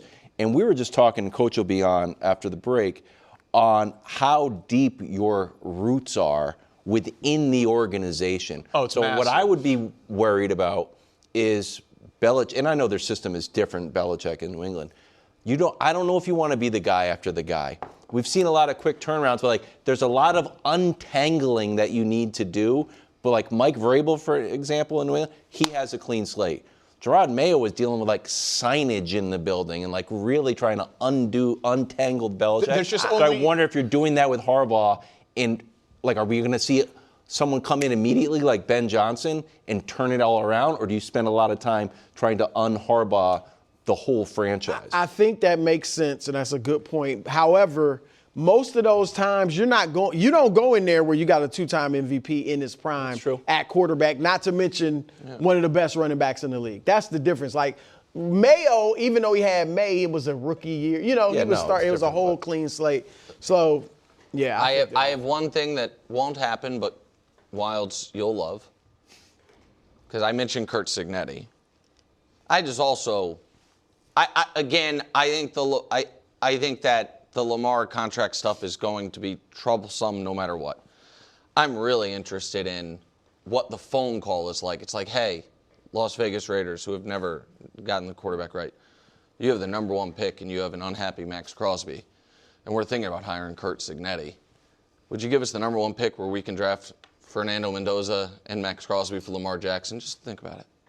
You get your quarterback, we start fresh, we add Max Crosby. That's certainly a trade that is, it's fun for shows like this. It's fun for shows like this. I think it'd be nuts. It would reset everything. But if you're resetting. It would be a resetting. But you don't know if Mendoza's going to be good. No, you don't know any, but it would be resetting. I think Lamar's going to stay. Can I say something about the Ravens the last decade in defense of this move? That I think because there have been so many franchises that have just been bad, and I think it has been underrated how tragic the ends of these seasons have been for Baltimore. And this predates Lamar. So this is, and it's not even Harbaugh's fault. It just means maybe everybody needs a fresh start. 2016, the second to last game of the year. They are playing the Steelers for the division title on Sunday Night Football. There's 10 seconds left. They have a lead. Antonio Brown is at the 1-yard line and extends over the goal line to win the division. The Ravens missed the playoffs. 2017, final game of the year. Win and you're into the playoffs. They have Andy Dalton in a 4th and 12, 60 yards from the end zone. He converts it. They're out of the playoffs. 2018 had the bad playoff game Lamar's rookie year. Who cares? 2019, you're the number 1 seed, unanimous MVP. You play the worst playoff game as a team to the Titans and Derrick Henry, and you lose. 2020, you have a 99-yard pick 6 to lose to Josh Allen in a 10-3 game at the 1-yard line. 2021, you miss the playoffs because when you're 8-3 because Lamar gets hurt. 2022, you miss the playoff. Looks like you're going to miss the playoffs. You make it with Huntley. You have a 99-yard fumble 6 to lose that game. 2023, Zay Flowers extends. 2024, Mark Andrews drops the ball. 2025, Tyler Loop. That's 8 of 9 years your season came down to a moment, and you lost 8 different ways. You're just trying to torture Brou right now? No, I'm saying that was probably Harbaugh's argument. Like, look at this guy. Guy makes a kick. Right, but I'm saying, like, I just think there's too much scar tissue. Yeah. Like they have to find a way to start fresh. A new culture. And now you have to start a contract negotiation with Lamar. John Harbaugh out after 18 years in Baltimore. Willie Colon and Coach Mangini with more on this. Continuing now to react to breaking news, John Harbaugh and the Baltimore Ravens, they're calling it their parting ways. We've got Coach Mangini and Willie Colon on set with us here on the OT. An undeniably successful 18-year tenure, the second longest head coach in terms of one team, one organization in the NFL, just him and Mike Tomlin at the top of that list. Only 3 losing seasons, won that Super Bowl back in 2012. Coach, your reaction to an undeniably successful coach and a very successful tenure coming to an end after that heartbreaking loss to Willie's Steelers? Yeah, it seems like it's reactionary, but maybe this has been a long time coming in terms of them thinking that they need a fresh start. From his perspective, you know, if you do kick the field goal, it's a 40-yard field goal. We're not having this conversation, and maybe they would have gone to the playoffs, and after a playoff loss, we'd be having this conversation. I don't know, but I think it looks dramatically different. So that feels a bit reactionary. With the amount of smoke in terms of the Lamar Jackson article, and it seems that there's some underlying conflict there. I guess Mr. Bisciotti felt like it was time for something to change. But from his perspective, he's got 3 years left on his deal.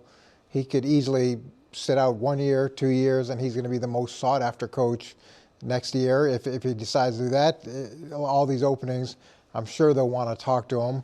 But, you know, in the interim, he should go hang out with his brother and help him coach in the playoffs if he wants to do that, and you know, maybe add some insight that helps the Chargers win. Yeah, this is tough because I didn't think he deserved to be fired, honestly. I thought he was a mainstay. I thought this season, you know, we talked about the Baltimore Ravens being a contender, not a team that was in trouble in any facet. They never took into account Derrick Henry's ball control issues, Lamar being hurt, the defense playing not up to par. But then we saw them being 1 game away from being in the playoffs. And I thought Coach Harbaugh did a good job for the most part of taking all the arrows, right? Because there was a lot of criticism going his way. Nevertheless, you know, everything they need to do in the offseason is more of a facelift. It's not a crisis in identity. So I didn't think the firing was warranted. Nevertheless, man, I think right now, what's the next step? I think the next step is, where does this organization go? If you want your defense to be the spearhead of your team, you got to go get a defensive-minded head coach. Go get Brian Flores. If you want an offensive-minded head coach, you go get Mike McCarthy, because you know what he can do, especially when he gets the best out of quarterback. You see what he did down in Dak. He has a winning record, and he's ran an operation before. So I think it's about the next move being the best move. And if you do pay Lamar Jackson that season, you can't be back. You can't be in this situation next year questioning his worth and what he can do, right? He has to erase all the deficiencies for the Baltimore Ravens. And what people don't realize is when you fire a head coach, there's so much transition that takes place in the organization. It's not just the coaching staff. The scouting staff has to get used to you. The group that does free agency, they have to understand what the new coach wants. So there's a whole personnel perspective. A lot of the roster gets turned over. You may change your medical department, your PR department. There's layers to this, and then everybody's got to get used to the new person. So teams that have continuity also have efficiency and take advantage of teams that are constantly churning over guys.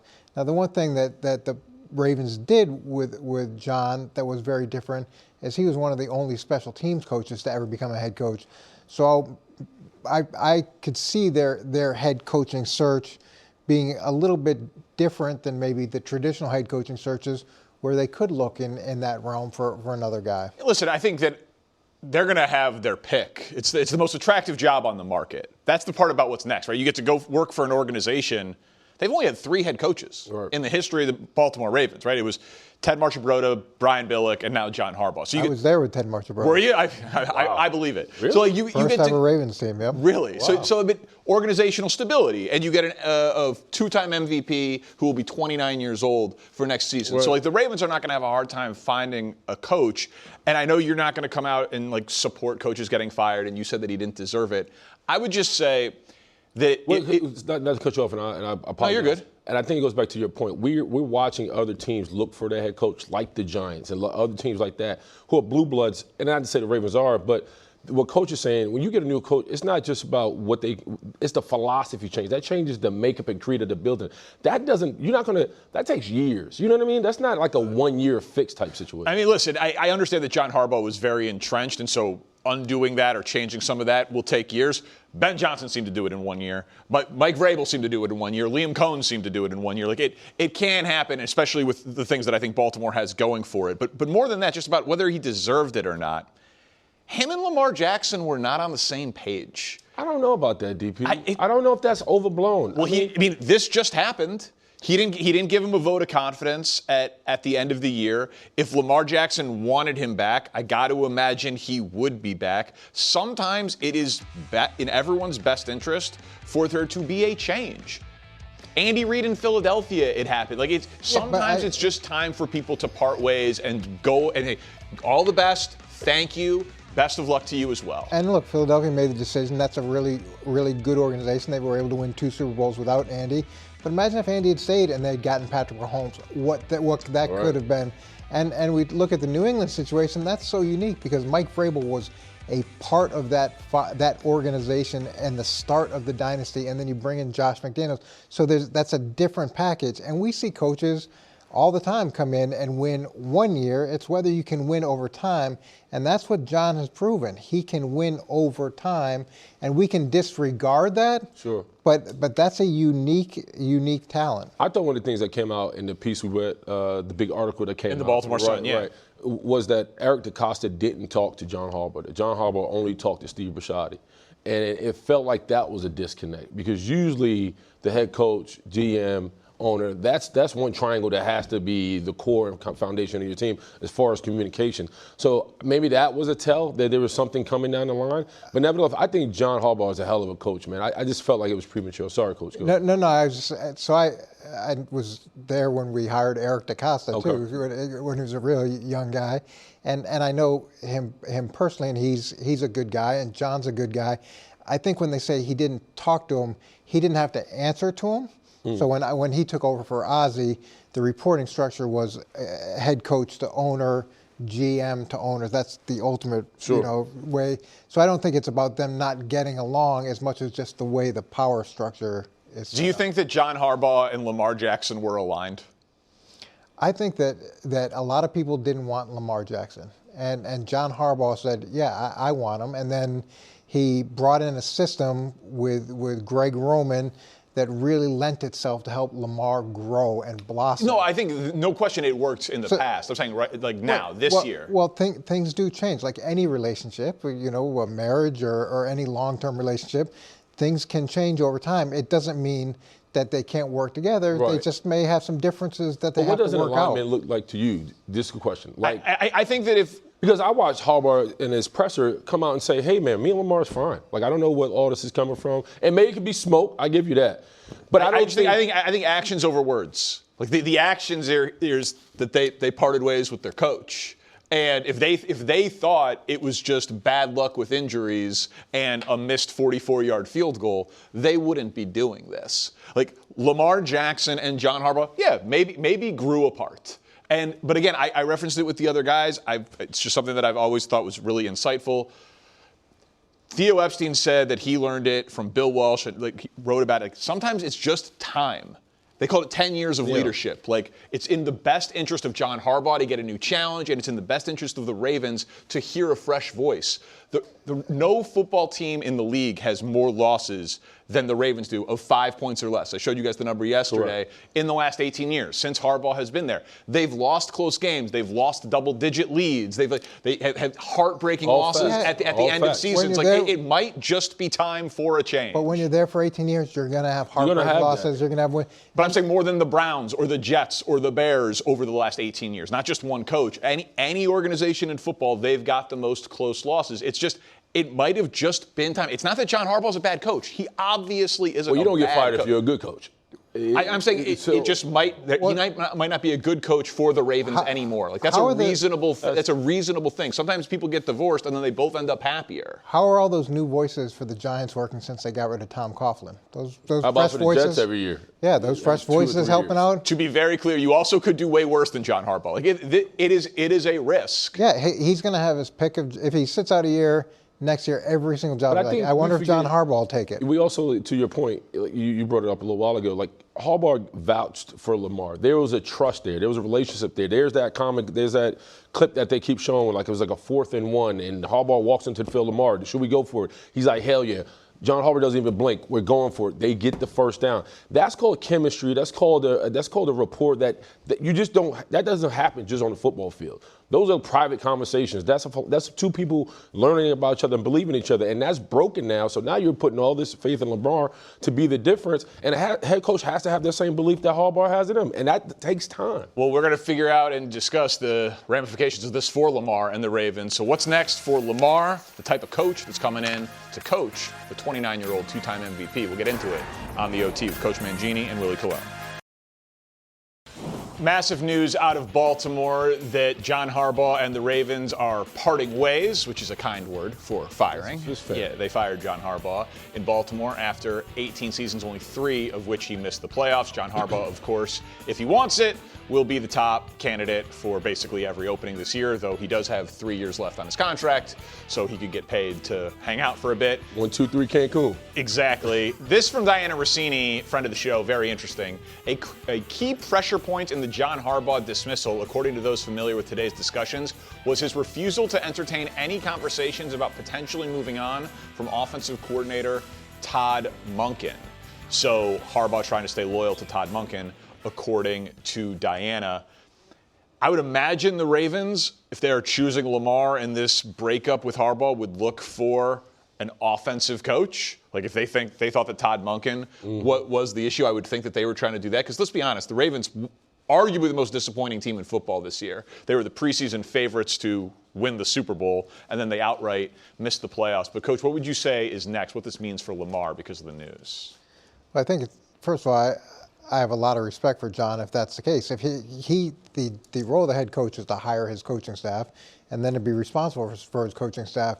So if he fundamentally believed that Todd Monken did a good job and then somebody in the personnel department or another department said, no, he didn't do a good job, the fact that he was willing to stand up and hold his ground there, to me, that's the way it should be. And if you don't want him to make those decisions, then really he's no longer the head coach anymore. He's kind of a head coach has to be able to hire his own those assistants. things. And in terms of what's next for Lamar, I'm not sure how this is going to work. Is Lamar going to be part of the hiring process? Does Lamar now suddenly have and we've seen this before with MVP type quarterbacks where they want to say in who's coming in, but is that always the best decision?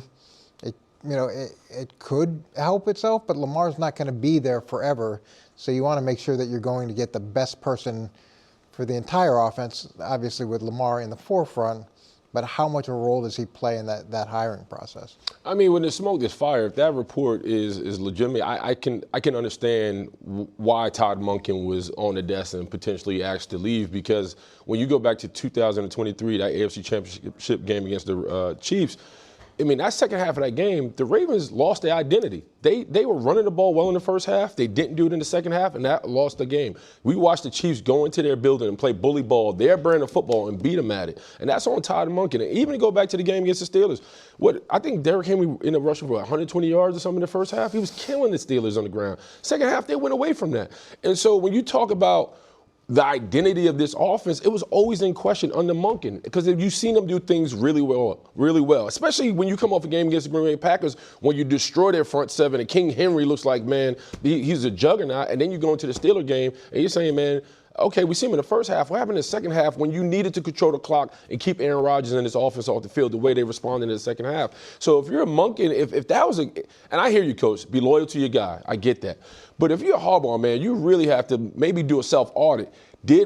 Was Monken the best guy for this job? And if he's no longer that guy, time for change, then you got to let him go, because Lamar is the answer. I totally agree with you if he's not the best guy, but John's not someone that's shied away from making changes if changes had to be made. And we're only a couple days removed from the end of the season, from a very disappointing loss. Why not take a little bit of time here to let the emotion get out of the room and objectively evaluate, is this the best decision to move on from this person, as well as other changes? But you got to let the pain of the loss kind of go away, and then really be objective and make decisions unemotionally, not, hey, someone needs to be punished for this loss. I think the straw that broke the camel's back is that the film looked the same every time there was in a tight loss. The fact that Derrick Henry wasn't the X factor, that it came down to them pretty much playing outside their identity, and it cost them the game. And I think ultimately that's was like, I've seen enough, and that may have been the reason they asked them to leave. So the facts of the Ravens offense this year, they were 11th in points per game. That's their worst since 2022. And they had their fewest yards per game of any year since Lamar Jackson has been their quarterback. I would imagine the defense of Todd Monken and the coaching staff would be, yeah, well, Lamar was hurt. Right, he wasn't able to practice. Yeah. He had an ankle, and he had a hamstring, and he had a back, and he had all these different things over the course of the year. But the facts on the ground are what they were: fewest yards per game of the Lamar era, and they're sitting out. So I would think it's an interesting job, though, because like Lamar is not going to be the most explosive running quarterback in the NFL for his 30s, right? He turns 29, I think, like tomorrow. His birthday's very soon. Happy birthday! He's in his prime, though. We can admit that. He's definitely in his prime, but he might not be in his athletic prime. Had 5 injuries this year. Like, there's been a ton of wear and tear. Guys who play like him tend to have shorter shelf lives. But he's also not going primes. into the offseason with any surgeries that he can't. You know what I mean? No question. But my guess is his number of rushing attempts per year will go down. Right, he's going to need to be, in order to play like a great quarterback for the next 5 or 6 years, he's going to need to be a great passing quarterback. And Derrick Henry is, at some point, Father Time's undefeated. Like, at some point, he's not going to be Derrick Henry anymore. Like, if they looked at it as the problem was the offense, what type of offensive coach they hire to kind of transition away from Derrick Henry and dual threat Lamar to, we need Lamar to be an elite passer, pure passer. It's an interesting profile of a coach you have to hire. Yeah, I've never thought that Lamar was that guy. I thought that a big part of what Lamar did was, because he was such a threat at running the ball and a threat as a runner, that it forced very specific types of defenses against him, which then opened some things up. Yep. But now if you're taking that component out of it, the volume of defenses and the type of defense that you can play expand, and I'm not sure if he's developed as a true pocket passer. And even the game against the Steelers, those plays were broken plays. Those plays were extended plays. Right, the threat of Lamar running helps his passing. It helps his passing, but also the fact that he can extend plays so much That's where he was so effective against the Steelers. Those big plays came off of broken plays, not off of just sitting in the pocket, making a read, throwing it down the field. But when healthy, I've seen him play to you what you're talking about. I think ever since he got into the league, he has evolved as a passer. I think the scheme has changed. They went into more 11 personnel where they can get more deep developing routes. And I get you. If he can no longer be that mobile, athletic quarterback, now the playbook shrinks. Now we got a problem.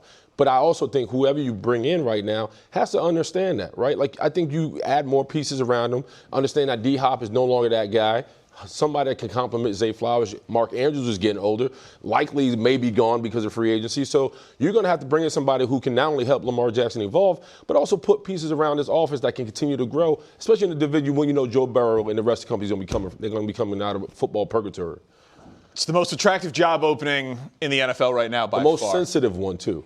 Most sensitive one? Yes. They've had 3 coaches in the history of their franchise. Right, and the next one has to be the right one because you got prime Lamar. Prime Lamar, and you got to follow John Harbaugh. 100%.